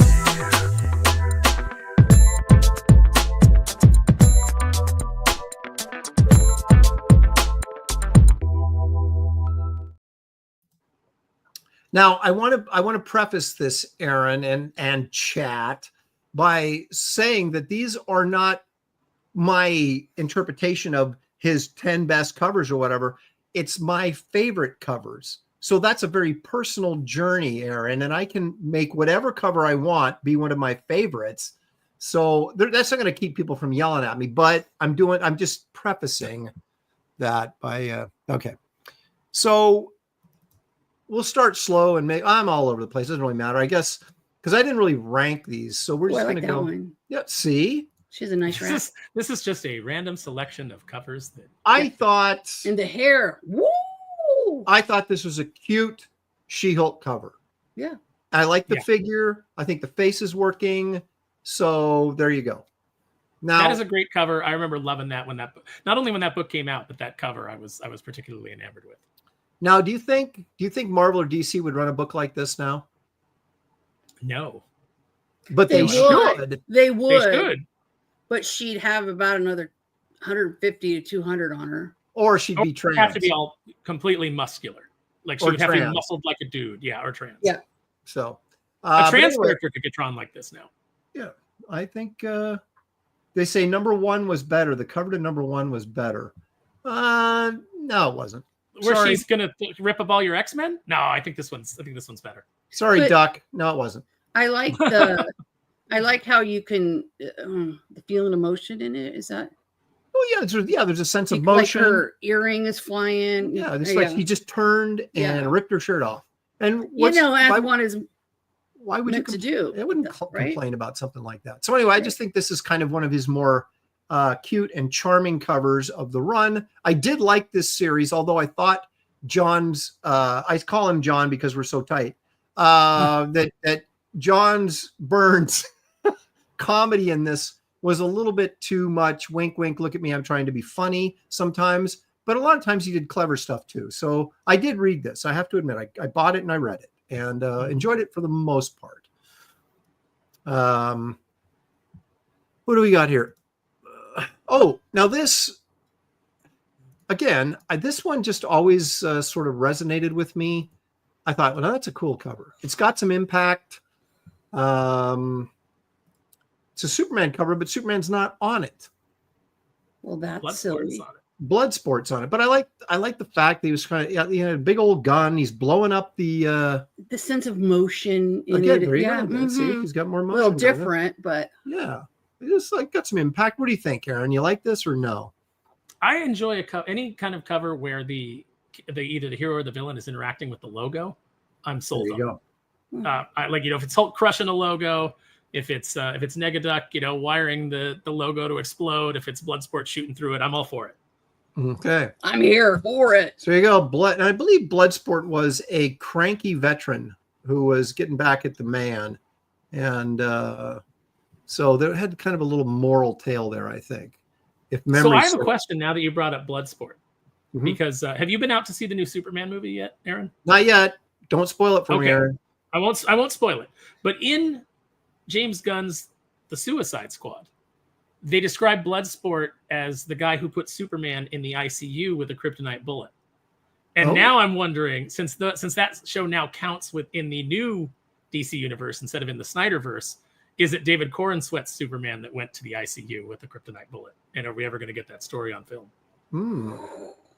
Did you see that? Well, maybe I should. Right over Well, my he's head. in the. Oh. Would this comic get hot? Do you think if if he's going to be in the movie in the DCU? You know how that does. Comic books, like they just like go up through the roof, and the collector's value is before the movie comes out. And then after it comes out, it all dies down again. So it's like he's got to stay away from that stuff and wait till the movie's over, and then go and buy the book. You know. Here we go. So- This is good.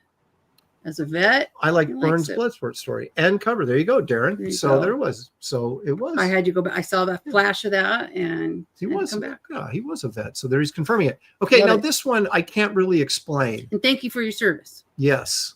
I can't really explain this cover. I did love this miniseries, and I don't even know if this is the best cover out of the lot. But I anytime liked he's it. doing this, I'm there for it. I don't know why I like this cover, but I do. It's my favorite of the Man of Steel miniseries covers. I'm trying to figure Yeah. it out. I don't know. It's not. I mean, it's not that. It's not like it's like that mind blowing of a concept or anything. It's just a Right. good composition that works Mhm. and that draws you into the book. You see some stuff like as a kid, the cover's supposed to grab you. And if you're walking by the rack and you're like, oh man, there's Superman, and like, what's this rocket? And is that Krypton or whatever? Depending on how much you know about Superman at the time, it entices you to open the book and see what's going on. Yeah, and I think maybe I've always kind of liked that imagery of him like ripping off his jacket and shirt with the Me too. Superman emblem underneath, and maybe that's what's kind of pulling me into it. I don't know, but I really like this miniseries, and I liked how he did these kind of all the covers were similar to this. They were like these split imagery, Mhm. and there was a lot of good ones on there. But I don't know, for some reason that's the one I liked out of all of them the best. And there you go. I mean, I'm not going to defend myself too much on this because I can't really. I just, for whatever reason, Aaron, it resonates with me. So there It's you go. okay. You don't have to justify. It's like I- I like it on a level that you can't even comprehend. That's right. I'm Right. like 4D chess, right? Now, Byrne did a lot of Marvel team ups, and this is probably because I always gravitate, and everybody that watches the show regularly knows this because I say it every week. Big centralized figures, I think, always draw my attention, and that's what we've got here. This huge Spider-Man floating in space, Warlock back there, whatever. I don't care. It's the Spider-Man image that draws me into this. Well, isn't that what makes a good cover? That's what I think makes it. Well, me too. Then I'm learning so much. You want a big centralized image that grabs somebody's attention. If a cover is, if you're too far away from the action and it's too busy, it just becomes noise. So I like simple covers with big imagery on it that can really grab your attention quickly, and I think this does. So is that what I'm going to get when I get my Kneel Before Doomface Aaron Lopresti cover? I'm going to get a big centralized figure. Yes, That's in what it's some gonna way, be? shape, or form. I love it. And I might put little things behind him, but there's going to be boom. We want DOOMFACE right there. I want people to buy. I want them to go to 7-Eleven, Aaron, and see. Oh, I've got I to have love that. those days on the spinner rack. I've got to Oh, have that getting meal my before Richie DOOMFACE. Rich. I know. I was going to say you're getting little Lulu Getting and my Richie Rich. little Where's the Archies and Avengers? Richie Rich. Yeah. But yeah, so I want them to like see that DOOMFACE cover that I do for you on the rack and go, I must own this. So. Oh man, if only there were still spinner racks. We might have to just put some in stores with our comics on it. just put them, sneak them in there. Or we could sneak in. We could sneak in and just put it there and then sneak out. Everybody's like, "How did you get paid for these?" Shoplifting. Like, what? Yeah. Paid. Yeah. I used to go to Disneyland and take Darkwing Duck comics with me that Silvani and I did, and we would sign them. And then I would put them somewhere in the park and then take a picture of kind of like the general area and say and put it out on social media that there's a hidden, clever. And then, anybody who ran around and found it, like, they got a signed copy. That's awesome. I think that's a great idea. That's a great idea for next week too. I know.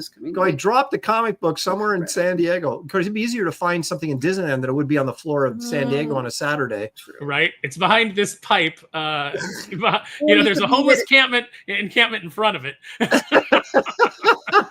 Follow the smell. What was? But no, you could leave it like at a dealer's booth. Do a little trade. Bring in. No. Yeah. Just saying. Look at that. Sunday when I have all these unsold copies. I'm gonna like Aaron, nobody showed up. Yeah. To bring them back. Tell them Aaron sent you. Yeah. What was that game where people would go along and they'd find little like the Japanese anime characters Pokemon and they'd go around the streets and stuff. And Pokemon Go. Yeah. Kind of like that, right? Except it's someone explained it to me and I still didn't get it, but we're so hip. All right. Now, how about this? Hip. Now, it may be difficult for people to figure out why I like this cover. Gosh, that's a tough one, hon. Is it because you get to see Spider-Man's butt? Is that why? Ooh, that's it's because of the man thing. Paul Taylor saying the bonus. Carl Taylor says Aaron Lepresti Marcus is saying that Warlock cover is Cockrum. Well, doggone it, then somebody put it in the wrong spot. This though, I'm pretty sure is Byrne. Sure looks like Byrne to me. You know why I like this cover, besides the fact that Man-Thing's on it, is this Spider-Man, the back of his head, that little ball. I don't know. It's tough to get away with doing a cover where you're looking at the back of a character. Yeah. Well, and I like the little thing around it. You can almost sense, it makes you sense the in it. Like you can't see his face, but he's just going, oh crap. And I think it's a strong figure drawing too of Spider-Man, which is appealing. And and again, big centralized image right here. Your focus is something's going on. It's Man-Thing, and it's not the best Man-Thing, but it's still Man-Thing. So it doesn't live up to your Man-Thing. Like no, of course not. Well, I can attest to that. Well, wait, what? She's so inappropriate. Oh my God. She's back for a little bit. Yes, they knew what they were doing when they called that book Giant Size Man-Thing. They knew exactly what they were doing. Yeah, exactly. I tried to get Marvel to do another Giant Size Man-Thing, and you'll go. Actually, no, because Sato was like, yeah, we'll do it, and they never did it. So I got tired and been waiting, and I went to DC. That's only part of the story, but that's some of the story. Oh, such nice messages today. Well, it is your birthday. You would hope people wouldn't be sending you crap nice messages. After a couple days this week. It's really nice.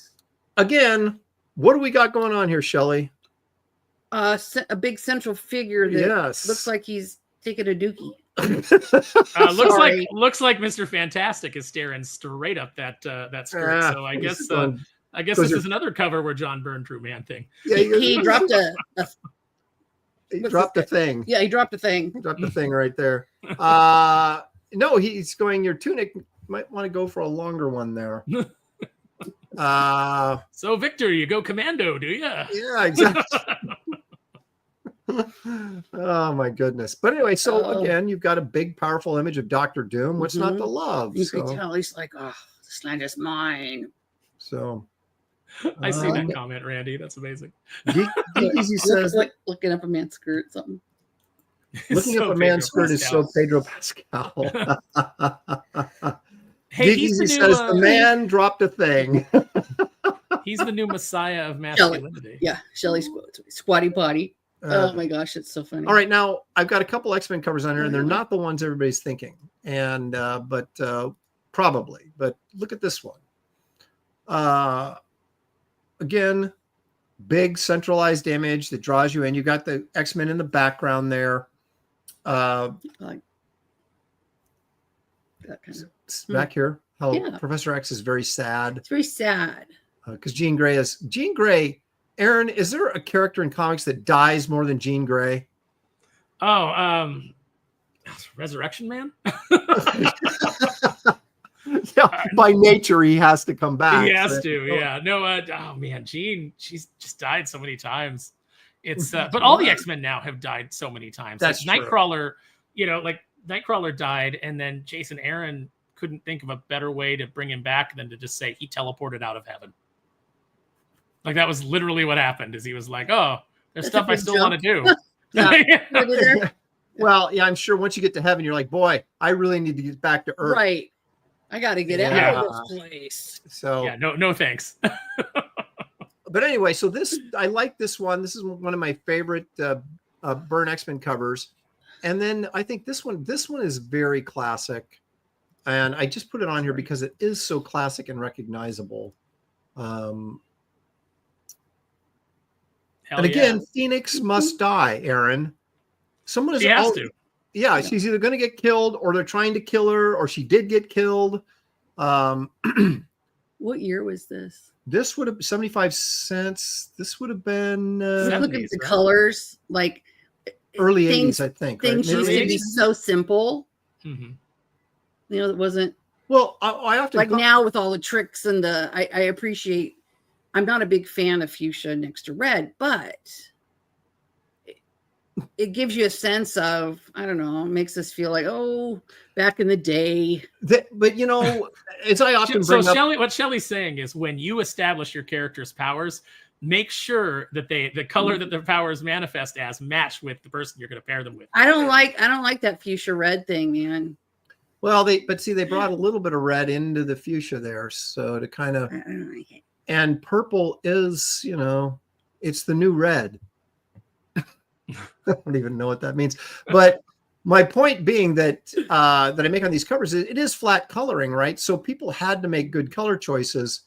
Shelley doesn't agree with this choice here, but the editor, I'd say, nope, she teleported a new color. I don't know. But this is a classic Byrne cover, wouldn't you say? Yeah, no, absolutely. I think it's one of the classics. And Okay, they're saying I miss when they had stuff like that on covers, or like Phoenix must die, or where walks the man thing. I kind of miss that. We're gonna do that. We did that on some of the Doomface variant covers. We're gonna do it on more in the future because I love that whole thing so much, and especially when you're doing a comedy series, you can really kind of lean into it. Oh, and enough said in there, Mm-hmm. Face it, fans. This one's got it all. That kind of stuff. Special double size. Okay, so this is they're saying that it's a double size issue. So this came out in 1980. So there you go. Special double size man thing. Yeah, here it is. Of course, it says right there on the cover that it's a double size issue. If only I read. Oh no. Yes, we got to get some Captain America in Okay, here. I don't Sparrow. mind purple and red. It's the fuchsia. Like, I don't know. This is one of my favorites. Yeah, I don't mind that purple next to the red. okay. Not that anybody gives a crap, but sorry. I'm a big How do you make Baron purple, Blood fan. Shelley? I know it's red and blue, Yeah. but doesn't mean I have to like it. Okay, just throwing it out there. But no, I like purple. Although I think one of the colors in our wedding was fuchsia. Back in the that would have 90s. been, that would have been your choice. I had Yep. nothing to say about any of that. I just showed I've up. grown. I've changed. Okay. Yeah, so this run of Captain America by Byrne, I really enjoyed. This is probably one of the better covers, in my opinion, again, of his run. That's what happened to the old Union Jack back there? He looks like he's in a wheelchair. Was there Byrne blood like sucking the life out of him? Pardon the expression. I think can't remember. so. I think there was something going on along those lines. I remember distinctly. It's been a long time since I read that book. I Yeah. love that cover so much. I always liked Baron Blood as a villain. But yeah, Cap. The main thing that stands out to me about this book is I remember Captain America decapitating him with his shield. Yeah. Oh, you gotta Now love we're that. talking. Mm-hmm. You dirty Nazi vampire. Let's say this. A Union Jack was at this point an elderly man, says Wolverine. That's what it is. He's just an old geezer. That's right. That's right. Because It was like the World War original Union II. Jack. Mm-hmm. Yeah, so he would have been, pretty old at this point. He's like, I'm going to get out there with you, Cap. I'm going to help you. I'll be right there. He goes, I'm 85, but I still wear the costume. Kind of like, well, I was gonna say like SpongeBob, the Mermaid Man, and it's all baggy on his old man, skinny old man. It's like his legs are really skinny. Yeah, he's like, Cap, come on, they're serving meatloaf. I just got a hip replacement. I can still get out there and go. I don't think we've gone a day in this house, maybe a couple, especially when the kids were here, that SpongeBob line was not used. That's true. Paul Taylor, who is a biologist, but also just like super nerd, says, smart. Great character, son of British lord who was bitten by Dracula and became a Nazi vampire. There you go. Yeah, Lord Falsworth, I think, if I remember correctly. So yeah, and there was some very. Oh, it's in the chat. Paul Taylor already said it. Byrne had started to get a little bit of influence from Frank Miller at this point, and you don't necessarily see it on the cover, but you see it in his storytelling decisions and a lot of these Cap issues. You're like, oh, that's very Frank Miller-ish. So just a little point of reference there. What do we got here? Okay, now this is probably my favorite Cap cover. For, again, the very obvious reason that anytime you have Dragon Man chewing on Captain America's shield, this is the pinnacle of comics right here. Look at that Dragon Man. And I really like the coloring. And I'd also did you see Aaron that Hasbro did they did a pre-order for a big Dragon Man figure, like properly scaled? No. It's probably like $100 or $200 or it was expensive. I think it was at least $90. It might have been more because I think it came with another figure. I didn't end up ordering it because I thought, I'll get it later, and then I didn't realize it was like a limited thing. But I think it will be pretty easy to get, on the secondary market. But yeah, no, it looked. It came with Mr. Fantastic. That's what it came with. But he's why big. would Dragon Man? Oh, I guess he was a Fantastic Four villain first, wasn't he? Mm-hmm. Yeah. Well, and I think it's important that I point out right now that Aaron, you did. I think you gifted me a Dragon Man figure that turned out to be worth like $350 or $400 or. It jumped up to. I sold my last one that I had packaged. I sold that one for $800. Oh no, I sold it. No, I took it and I sold it to use for money to buy a Golden Age Captain America. So even though Aaron was hurt that I sold the figure that he gave me, I said, but it went towards a Golden Age Captain America comic. And so then he kind of felt okay by it. Because now I wasn't hurt. You actually asked me first. You were like, because I told you how much it was worth. And you were like, oh, I took mine out of the package. And I was like, it's still worth like $350, $400. That's what I got for it, was $350. Yeah. Go to my dental work. It was a good figure. I didn't want to sell it, but man, to get a Golden Age Captain America, come on, what are you going to do? Yeah, no, it was a good call. Like, and at least you bought something that I respected.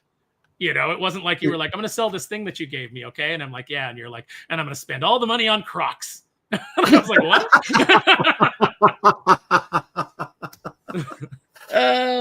All right. If you'd married better, you wouldn't have had to sell it. Now, these last two, these are probably, in my humble opinion, and Aaron, there's nobody more humble than myself. No, very humble. And that these are his two best covers. And I'm going to go with this as the second best right here, and then we'll save the last one for. I just think this is really clever. And, correct me if I'm wrong, but I think that's a pretty clever cover. Yeah, I like that a lot. Oh, it's clever. Well, because enlighten the cleverness. There's no articulation in the figure. It's all outlined by the buildings behind it. It's just a very graphic black and white image, which you would not expect to see. I appreciate that.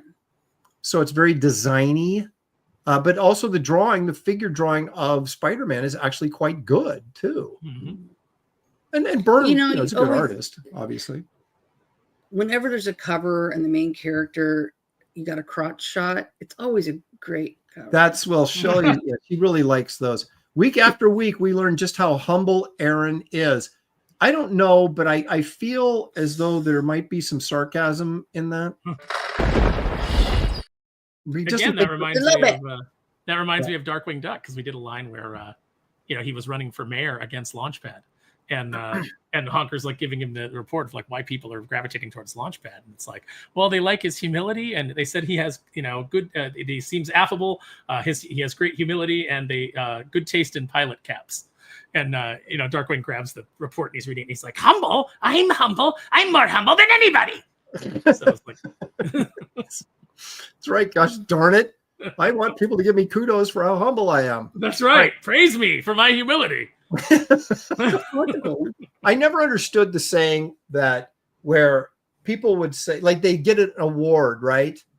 Like, like sports figures do it all the time. Like LeBron James will win like MVP of the league and he'll say, I'm so humbled by this award. And I'm like, how are you humbled when everybody's telling you right now that you're the greatest player in the world? That humbles you? No, that makes your head go, whoop. Mm-hmm. So I never really understood that. I'm so humbled to get this award. I guess maybe because I don't get it. It doesn't make any sense to me.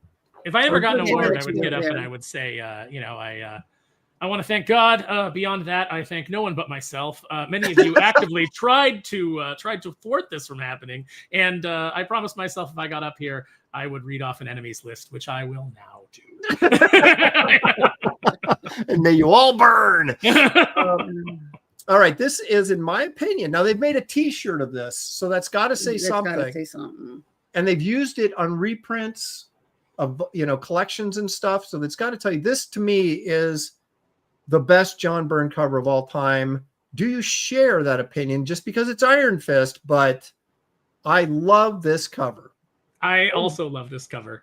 This is he's coming right at you. This is this actually made me pick up this issue. I wasn't reading Iron Fist at the time, and I picked up this issue because this image was so striking, and it fired my imagination. So I was excited to get it. Yep, this is the first Iron Fist issue I bought, and then I opened it up, and it was like, so rarely do you get the guy that did the great cover also doing the great insides. And this was a case where he did the insides, and it has this great splash page. I think of Iron Fist standing there. There's a big spotlight on him or something. It's just really cool.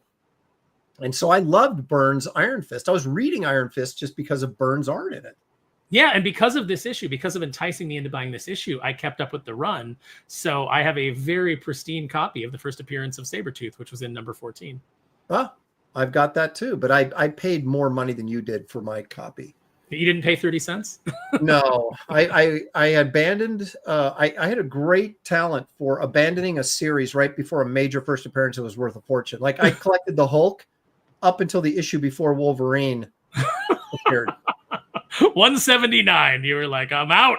Red Daredevil right up to the point where Frank Miller took over, just before Frank Miller took over, and I was out. So Iron Fist, same thing. It's just terrible. But I did. This book is so hard to find. It's not hard to find, but to find it for a good price, because because it's such an iconic cover, they inflate the price on this in the collector's market. And I finally got I got a 9.4 or a 9.6 of this at a decent price, like for $80 or something. And I was like, okay, that I'll do. But everybody's like $200 for it. And I'm like, it's not a $200 book. It's got a cool cover, yes, but Paul Taylor says he started buying Hulk at 181. So I think what happened was you guys went to the same newsstand, and because you had stopped, he was able to find that issue. Right, and he's like, "What a dummy! I'll take this." And this Wolverine guy is going so humble, but he's so dumb. That's right. Paul was staying right behind me, and I go, "Ooh, Omega the Unknown #1. I'm getting that instead." And he goes, "I left him with a Hulk 181." Well. What are you gonna do? Yeah, you can't. Oh, they can't all be great decisions. Right? What was a dumb book that came out that same month? That was probably the one that you bought. Or it probably was Omega the Unknown, or Hercules Unbound, or something like that. #1, because that would be like, ooh, first issue, Hulk 81. Who cares about that? Who's this stupid Wolverine character? Where's Howard the Duck #14? I got to have that. That's right. That's good stuff. They're going to make a movie of this one day. Howard the Duck 14? Yeah. Of course he does. Of course. Oh, Man-Thing. Screw the Hulk. Give me that Man-Thing comic. Oh, God. It's okay. What are you gonna do, man? You have discovered the anti-value equation in your comic book collecting. That's its superpower, right? I've since learned, but the problem is now these books that I was too stupid to buy when they came out, like Giant Size X-Men #1, now I buy them for much inflated prices from when I would have got them for 25 cents. Now they're hundreds of dollars. So well, what are you gonna do? You got some monies. What are you gonna do? But I have a tremendous collection that my son, I don't know, my daughter doesn't care, but my son will enjoy inheriting from me, I'm sure. So we talk all the time. Well, they'll have it someday. They'll inherit the messy garage. Yeah, that's right. The trick is you sell it all in like what you suspect will be the last 10 years. We're gonna have to burn it. There's no way. Like we've been here 20 years. But it's funny because our son used to just be like, you guys have so much crap. Blah, blah, blah. So he's now 18 months into his first child and going, they got crap everywhere. Crap. Yeah, everywhere in their house. Everywhere. And they're like, he's constantly like, yeah. See, I don't have any kids, but there's toys everywhere. Yeah, but it's funny because he's always like, you guys just gotta get rid of some of this crap. And then they keep saying, no, we gotta get rid of some of our crap. I'm like, that's what happens with kids. I know. So like Marie and I my friend Marie and I went to lunch today, and we were driving by this by this neighborhood, and there was a sign that said yard sale, and she goes, "Ooh, yard sale." And I was like, "You can go to the yard sale if you want." And there's a reason for that. But I said, "You can go to the yard sale if you want." And she goes, "I don't need, all that'll happen is I'll buy stuff at the yard sale that I'll end up selling next year in a yard sale." And I was like, that's fair. Transfer. Yeah, right. Rotates around. And normally I would not be so giving, and saying like, yeah, I don't care if you go to that yard sale. But one year we were driving and I don't know, I was in a cranky mood, and she was like, "Oh, I want to stop at this yard sale." And I was like, "I don't want to stop at a yard sale." And I'm like, rah, rah, rah, I'm all grousing. And she's like, "Well, I'm stopping." And so I get out of the car and I'm like trudging behind her like I'm on a death march, I'm like, and we get over there. There's nothing there for her, but they have a table out, just $1 for these comics, $1 a piece. And I start looking through them, and Aaron, they're all keys.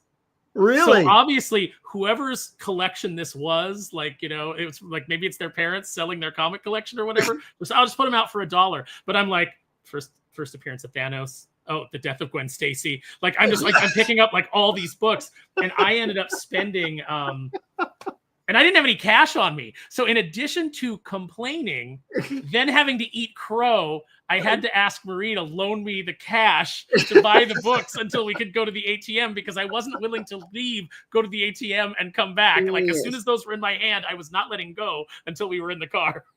Oh my gosh, that's so funny. I went to one estate sale where I found a Luke Cage #1 and a couple of decent X-Men books.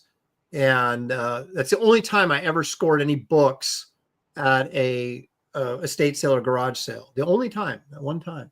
Nice. It was just before we moved to Florida. My dad goes, "You see, there's an estate sale here that says they have comics." And I grabbed Josh, who was a little kid at the time, 2nd grade, threw him in the truck, and we went and scored. Yeah, love it. Ever since then, I've never had the right to complain about her stopping at any sale or anything like that. Because right. I will get the story thrown back at Leon. Remember that time? And I'm like, yes. Yes, I remember. They do. Oh, that's so sweet. They do think I'm cool. Not me, but that's okay. People are like, "Are you okay?" I'm like, I'm a former public school teacher. No, but you get the, "Hey, are you married to that famous comic book artist that oh I've my heard so gosh. much about? He's seriously, I would put up, Presti?" I had San Diego bags hanging. I'd hook them into like how the ceiling thing was. And I had San Diego bags around, not completely around, but around the top of my classroom. And the year I taught AP Physics and I had a cage, I just had them all over the cage with little monkeys. But anyway, with little monkeys. It really upped my street cred. There was a huge poster that I put up. I think it was Terry Dodson and you did something, and then my students, Power Cubed thing. My students would bring their friends in. Well, her husband did that. Isn't that cool? And I'd be like, yeah, I'm super cool like that. But yeah, that gave them something to look at while they were like, I am so bored. But yeah, it was nice to have some swag and think I was really cool for that minute. It's funny when you meet somebody who thinks that like being connected to comics is cool. Because being in comics, like I think we rarely think that. I think we spend most of our time going, man, if I would have been a dentist, everything would be different. It's funny because he hates now. it when I tell people what he does, but when I do, they go, "It's a cool job," and I always go, "Yeah, you'd think it, yeah." Mm-hmm. We're broke. You but think it's a it would cool be, job. wouldn't it's a you? cool sounding job. I go, and then You I get- go, "Yeah, it's You get super that cool." because I have to explain to people what comics are. They go like, they still make those? Yeah, or I they know. go- I or they used to go- avoid that. Yeah, or they ask you, oh, like in the newspaper. Yeah, and you're like, Yeah, I always go, like Wonder Woman, Batman, those kind. And they're always, oh, it's just so cool. And I go, yeah, but it'd be cooler. Benefits. Yeah. And retirement. and health That would be insurance. super cool. Yeah. Not And having again, to it's ask a very doctor better- friend if he knows what this red lump is. Yeah. A lipoma. I've been watching. Well, you I've been guys, watching Pimple Popper. the only person or only thing that has it worse than a comic book artist is, of course, Bigfoot.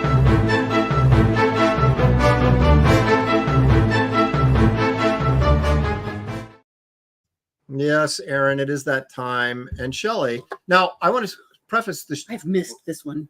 Well, I think the last time Shelley was on, we showed some alien guy running around cars with his Almost. dangler hanging out, and she I freaked did out. She went, Yeah. it just freaked her out. Scared me to death. Not the dingler, but the whole thing. And yeah, it was we had don't tell me. Gosh darn it. What was his name Who? that we had on as a guest? Oh, this guy?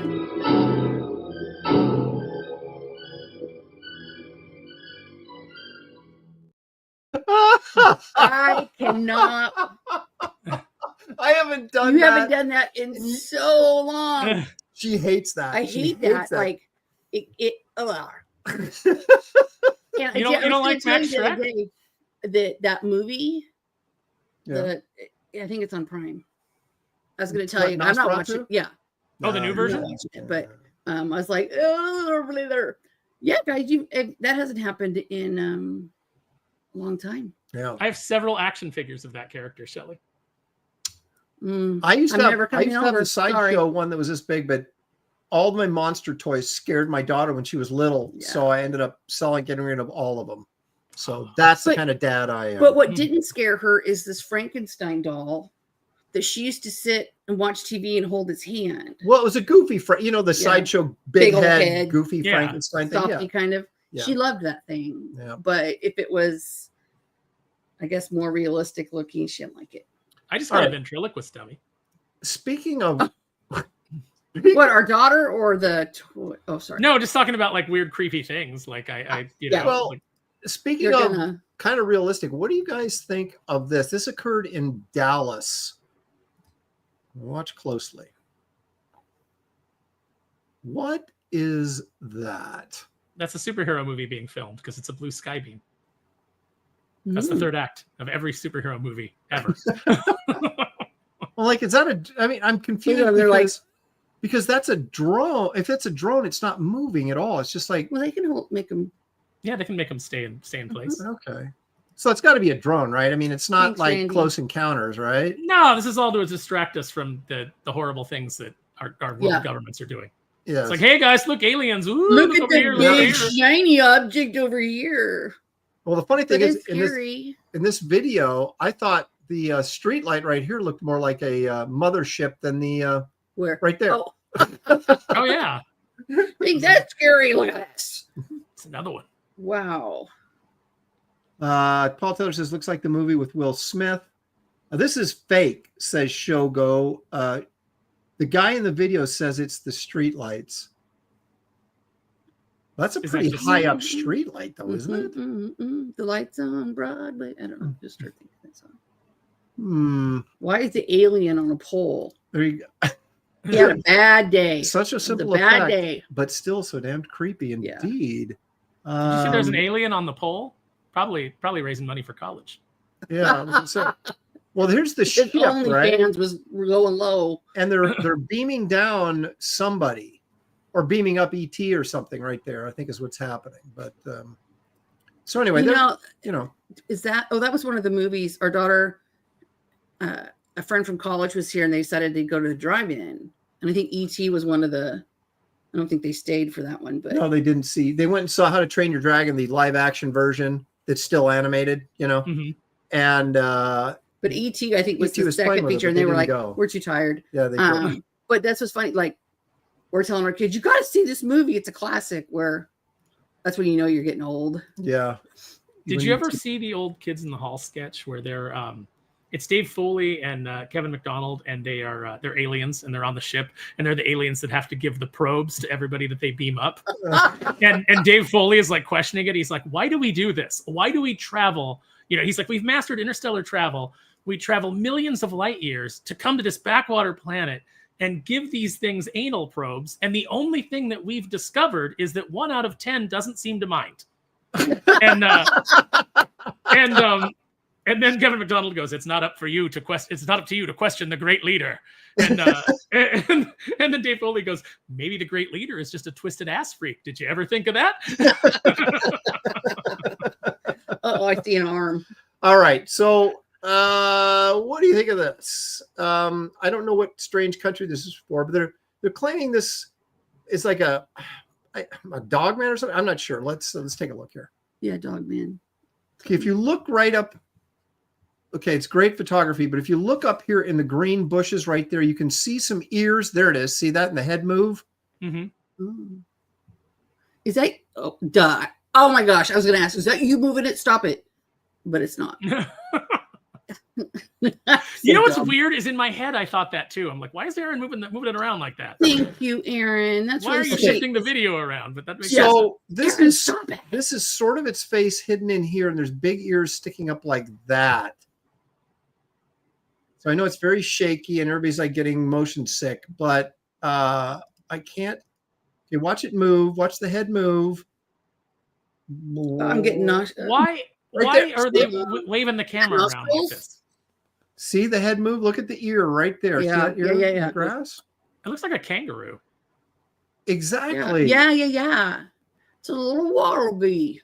It could. That's exactly probably Throw what them this on the is. Barbie. Yeah, it's an Australian thing. Okay. See, It's one of those weird is that Australian you? creatures. I know. He's like, Kelsey, is that you? Looks like just a mastiff taking a dump, except the ears are too big. Paul Taylor's Well, thinking, maybe he's had surgery and they made him go. That's Paul, that's you're a definitely- biologist. How in the world can you say a gorilla has rabbit ears like that? Come on now. a marsupial of some sort. I think That's a so. big word. Good job, Aaron. He's dropping big. Marsupial. He's had several big words. Yeah, He's, I'm not. expressed. I'm amazed that when our grandson says delicious. That's a big word. All right. Now, you've been to Anaheim, Aaron, probably more than most people. I was there last week. There you go. Did you, while you were That's going to be you going to the airport. Did you see this while you were in Anaheim by any chance? Because this is in an Anaheim neighborhood, allegedly. Trick or treat. It's just a photo, of course, but this is a photo of a really bad costume is what this is. That's a photo of a homeless guy in a big jacket with a hood. Maybe because So that Aaron at the airport. they're trying to convince me that this is a suburban Bigfoot, and he looks like he's about 5 feet tall anyway. So maybe he's a small foot, but I get really irritated He's when just I a tiny watch Bigfoot. these cryptid YouTube channels, and they're trying to convince. It's like the ultimate gaslighting. They're trying to convince me that what I'm seeing is not what I'm seeing. Right. Oh, this looks. Yeah, experts are saying this is. Look at how long his arms are. Blah, blah, blah. And you're like, he's a guy bent over. Yeah. It's just. Yeah, It's just, you can go down Anaheim, more like Portland. You can go to Hollywood and you'll see a lot of people hunched over like this that are high on fentanyl, Yeah. Oh, and they'll just stand there. What's the They're just one standing now there that- stationary. they just kind of like they bend over, That's like the one. all the yeah. way, fold, and just stand there. Mhm. Is it fentanyl? I thought it was ice or ice makes them crazy, right? Like No, ICE is the people that are deporting illegally. no, there's a Ice is the drug Before from when that. Captain America got it bonded to his super soldier serum and was all strung out in the Streets of Poison storyline. There you go. With art by Oh, Ron Lim. God. Everything goes back to comics. yeah. You guys, I'm just like All right, I kind of All right. like this.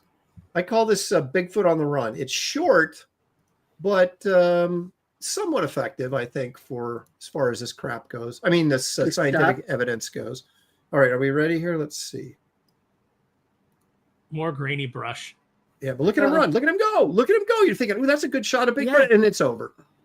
Well, because their battery's running low. Oh, it is. Look at that. Yeah. How convenient. They're like, all right, Jerry, start running. We've only got about 10 seconds left of the battery. I've been seen. Oh, no.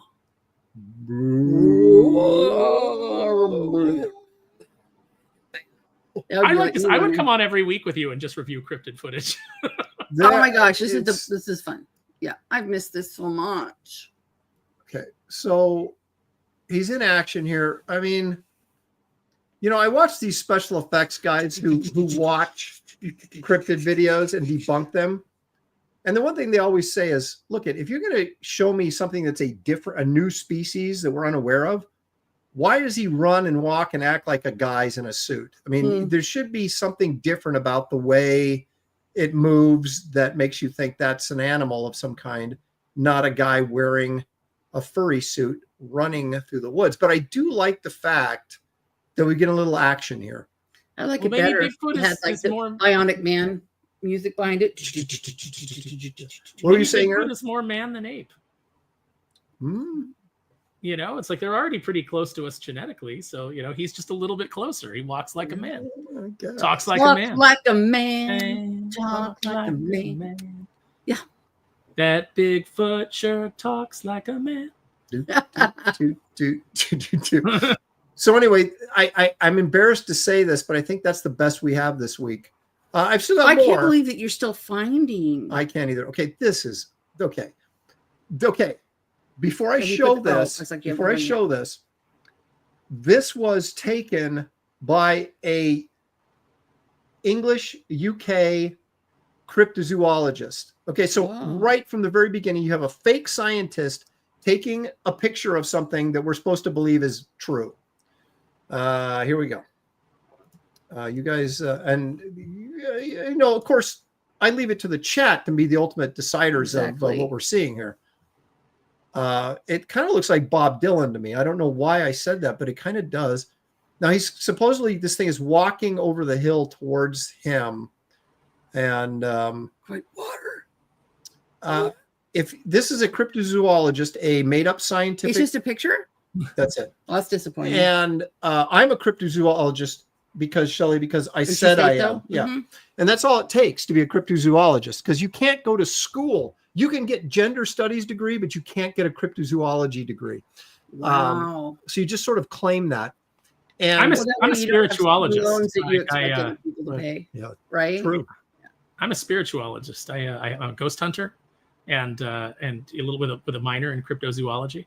Nice. You know, I've done it all, Careful and much of that like doll.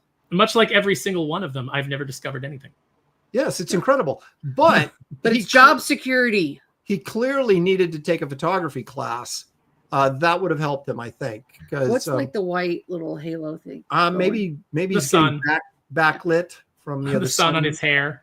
Yeah. So, you know, you want your creature, you want your fake creature that you took a grainy picture of, to be backlit, because that obscures him further. That'll wash out all the details in the face, so people can't go, there's the seam right there. There's the zipper. Yeah. You know, it's if like, this only it'd been better lighting. How can you everybody carries a phone with them at all times that has a camera on it.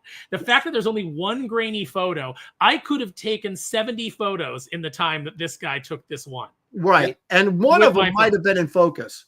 Yes. Because you know what the camera does? It autofocuses. It's an amazing thing. Well, and I like the white kind of on the sides. Like, is it supposed to be showing? Oh, it has a waist. I don't know what that. Yeah, I don't know. It looks like, is it a female one with the, those white pockets right here? I've got, the figure. Yeah, the hourglass figure. I don't know. Oh, I used to have one of them. Oh, the good old days. Oh, well. We all used to be in a little bit better shape. Jenno Jangus is saying okay, I'm sorry to interrupt you. He has been working out like how many weeks now? It's been close to 2 months. I think. So like getting up in the morning, going. If he has to take Sammy somewhere, he comes back, goes and go to the gym. begrudgingly, but I have been doing it. I am. So Are you impressed. lifting, bro? Are you gonna? Yeah. Is it gonna be the gun show in San Diego? Well, not like it used to be, but they're better than they were. So, Are you trying to compete with Nolan? We'll be right Is that back. what you're doing? You know, no, I'm not competing with anybody. I'm just trying to keep from falling apart at this point. Look at Geek Easy says, "Oh, I almost lost 120 pounds." Well, that's Hey, why. congratulations, man. That is amazing. As soon as I can walk again, no, I got to get in the pool, and I don't want to. I don't want to put a bed suit on. Oh, wait a You lost second. Before we 120 get too pounds. far, I found some of it. I did too, my you friend. lost it and you found it.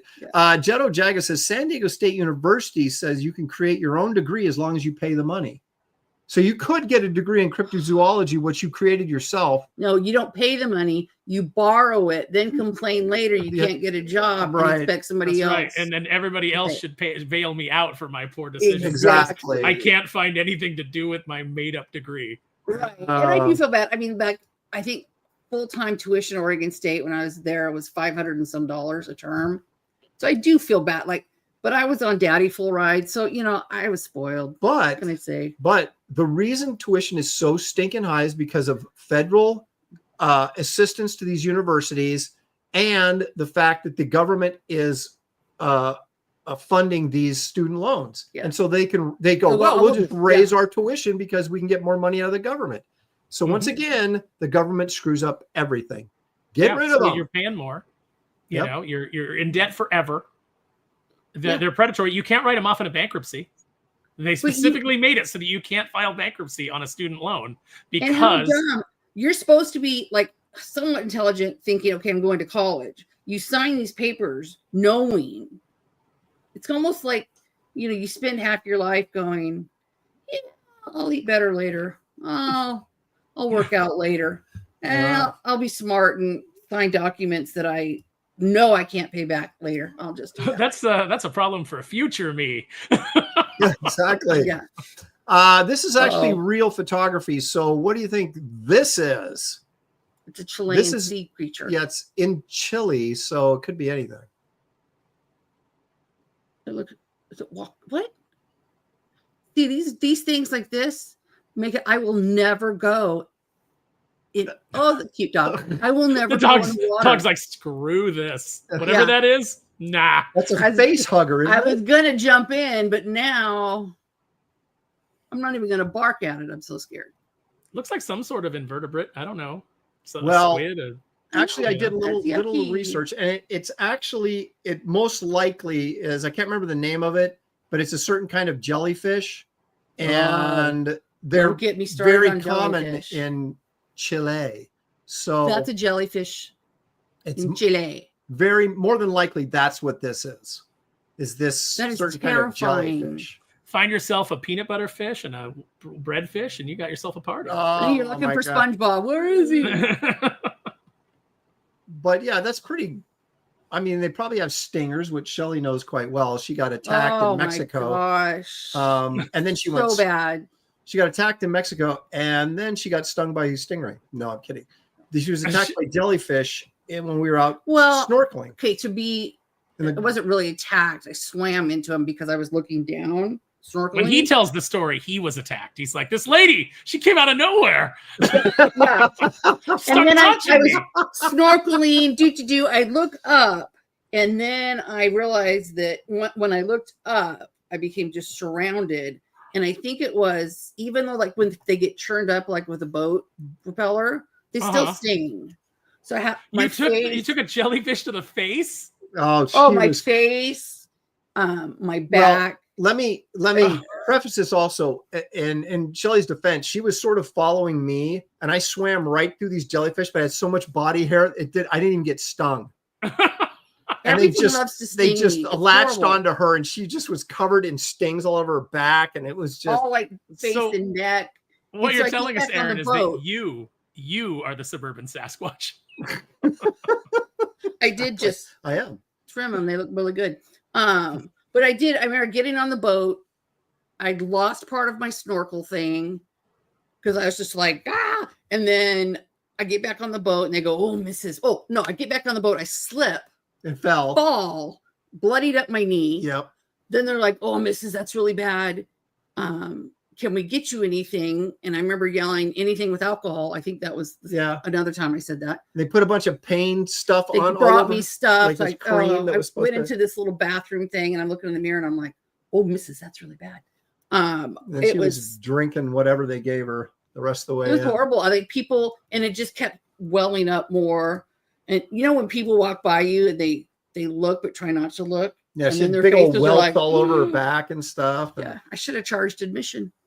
Shelley, I don't know if anybody told you this, and maybe you know this now, but just in case you don't, let me just get it out there for anybody in the audience that might benefit from this. Yes. You're not supposed to put your face in a jellyfish.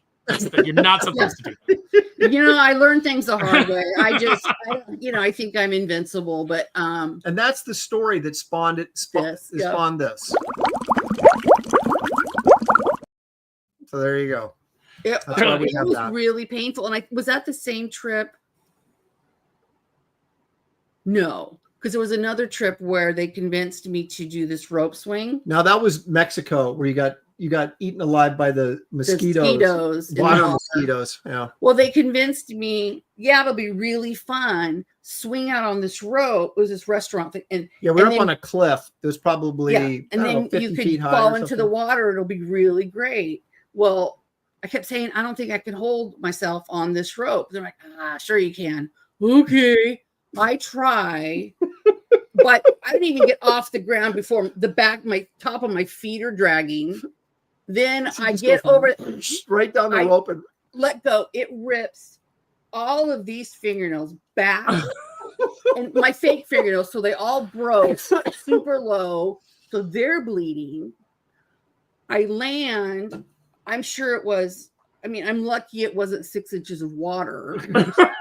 I stand up, these water mosquito things attack my legs. And I am furious, one, at myself for being talked into it like an idiot. And two, at Aaron for encouraging me as well. I was encouraging. So actually, I did it first before she did. You can hold yourself. I'm like, okay. I wasn't thinking that. Yeah, I had to go back. We were at a resort or whatever and got my nails fixed, but covered with mosquito bites though from the water. It's like, why do I do these things? I'm so dumb. But yeah. All right. Serious. Speaking of dumb, I love to segue, but speaking of dumb, here we go. Here's your clearest dogman photo you'll ever see. It's like a 5-year-old drew it. This is what another picture. I think this is what we like to call brutally bad AI or computer generated image here. Wow. And again, being gaslit by the guys that I got the video from are like, look at the musculature. This is clearly a blood. And I go, this is clearly fake. It's what this clearly is. Yeah, I've seen that fur material at Hobby Lobby. You did what now? I said I've seen that fur material at Hobby Lobby. Yeah. I don't know if the back, if it's like another arm or a tumor. This is not a tumor.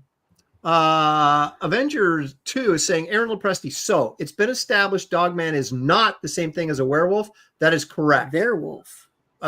It's very similar, but cryptozoologists like to have it's like they have a different word for everything. So it's like if you look like last week or 2 weeks ago, we showed the swampy Bigfoot. So it looked like this grass man. It was a guy in a ghillie suit, but and they're going, no. This is the swampy Bigfoot as opposed to the normal Bigfoot, as opposed to the skunk ape, you know what I mean? It's just like, when you go through your D&D monster manual, there's all kinds of different, creatures based on terrain. Well, there you go. Paul Taylor, the biologist here, says one is a dog and one is a wolf, similar yet different. So there you go. Can you go back? I'll do it. Yeah, go ahead. And Dogman is a super popular kids book. Yeah. Appreciate this. Why is this Aaron Live episode so much, oh my gosh, better than all the last year? It's Shelley and Mr. Sparrow, of course. Now it's our turn to be humble, Shelley. I'm just humbled. I disagree. I disagree with Marcus's assessment of the greatness of this show or why it's great. It is It is just. great, of Mhm. course, but why it's great is, Oh my goodness, there's so many good. reasons. Return fire. And most of them involve me. So It's all about me. in my humblest humility, I would say that. Yes. Oh. I want to remind everybody that Aaron Sparrow is here because he's pushing Kneel Before Doomface, which is still kicking on Kickstarter. You can still back it there. You'll find a link in the description of this video. You can also go to kneelbeforedoomface.com and pick up little odds and ends and things swaggish that like preview books and things like that for Kneel Before Doomface. And Aaron is telling us, and I believe him, I've known him longer than Shelley. Why would he lie to me? That this book is going to the printer in a few weeks. So it's a really long time. So over 33 years. Oh my gosh, that's 34 years, because we'll be 33 years in October. How old were you in 1988 when you first came up to my table at San Diego? Hey, baby boy. I was 89. I was a wide-eyed teen. Like just this is, and I've told this story before. I had never been to a comic convention before. Like that San Diego was my first comic convention. Someone gave me tickets and I took my brother, my little brother, and we went and we were walking around and we were just kind of like, our mind was blown. And I walk up to this table and there's all these pages from Sludge and various things. And I was like, I grabbed my brother's arm like excitedly and I'm like, look. I was like, this is from Sludge. This is Aaron Lopresti artwork. How did you get all this? And he goes, I'm Aaron Lopresti. And I was like, what? Like it never occurred to me. Funny. Where did you get all this? I drew it. That's why I'm behind this table. Funny. Well, I just wanted to show I had you. no idea. Thank you. I had security remove him, but later we became friends. Oh my gosh, that's funny. Yeah, well, then, those were the days. I Actually, would go that upstairs was... and I worked with John Smith. And one day, John Smith and I were talking, and he was like, I've got to go downstairs and pick up a commission from Aaron Lopresti. And I was like, I love Aaron Lopresti. I'll go with you. And then, we went back down there and talked to him again. And look then at it became now. an every year thing. And then what are you going to do? What are you going to do? In fact, one of Aaron's favorite sketches he's ever done, it wasn't a sketch, but piece of art that Aaron's ever done was a wedding gift for one of John Smith's children. Was it a wedding gift, or was it? Are you talking about the Jack Sparrow? Yeah, piece. I think it was a wedding gift. Maybe it was. Yeah, that's on my website, by the way. People want to look at the portfolio section. You can find the Jack Sparrow drawing in there. So thank you for this. We were in Vegas. My daughter had just danced at a national dance competition, and then Joshua was doing his Legacy Special Effects internship. So he flew in. It was over the 4th. Mm-hmm. You flew down. He flew over. So we did his birthday in Vegas, and then we went to Old Town or whatever. And then he turns to us and says, "Did you bring my sister to this place?" like the old strip in Vegas, not the new strip, but like where the old one used to be, where the big cowboy gambling saloon is. It has the neon cowboy with his hand going like this. Mm-hmm. Waving and all these chicks walking around in thong costumes, and he's just like, "Oh, how could you bring her?" So, and thank you for that. We went to the Pawn Stars shop too. They weren't, any of them were there, but we did actually go into the store. Stand up. Yeah, there was a stand up. So we could pretend. Yeah, I think we got our pictures with the stand up. Yeah, because we are that geeky. Yeah, but yeah. Now, Paul Taylor says that you were just happy to have someone come up to the table who had actually heard of you, and I because I remember Sludge is one of my favorite books, but I remember I was like, you drew those great Forbush Man stories in What If, and you were like, oh my god, like you were like stunned that someone knew those, Yeah. Good old What the Days, yeah. Mm-hmm. Well, okay, so you showed, because John Smith was there like in 88 or 89, the very first year that I had a table in Artist Alley in the old building, but you didn't show up until 93 then to see the Sludge pages. Yeah, because I was just saying. Yeah, it was somewhere around there, yeah. So yeah, okay. Because I was around for that. I mean, we even had Josh. I mean, Josh was. Yeah, you weren't around till 90. We got married in 92. So anything in the late 80s. that crazy? It was, Yeah, 'cause it was like I had my first job in like a comic book. Well, actually, my second job because I had started out like I worked at Subway for 2 weeks, and then I was like, this is not for me. And then I got a job in a comic book store. but you get free you know why? sandwiches. You know why? It was because they one of the guys was walking out of the back with like they had pastrami in like the pre-made canisters, and they would just dump it in the bin so that then you can make pastrami sandwiches. And the guy dumped the whole thing on the floor, and the manager told him just put it back out. No one will know. And I was like, I quit. Later. Yeah, I was like, I'm done. I can't ever eat in Subway again. Yeah. Not that we Oh, do come it on. You for probably that eat at either. Chipotle. You go in and there's like seagulls actually in the barbacoa tray picking at it. Oh, And nobody shoos them away. Stop You it. know? Oh my gosh. Okay. That's why No, they have all these E. Taco Bell doesn't coli sound outbreaks. So bad now. Right. At least it's inside. All right, folks, we're gonna wrap this up because it is Shelly's birthday. I got to go get her dinner and like a piece of cake or something. Sarah, So Yeah. And I am exhausted. she made it though. You I made it all the way did. to the end. I know you were my fading red there, face. but I want to thank Aaron Sparrow for joining us. And again, everybody, please Absolutely. remember to back that campaign. Check it out. The links in the description of this video. And Also, share. if you got to get a Bisley T-shirt, a Wraith of God, or if you missed Dale Keown's werewolf shirt, you can get one of those too on my campaign. And on there's Wraith of Kit God Carter's shirt. Oh wait, not on the campaign though. And so that link's in the description of this video as well as a link to my website where you can get back issues and all sorts of fun stuff.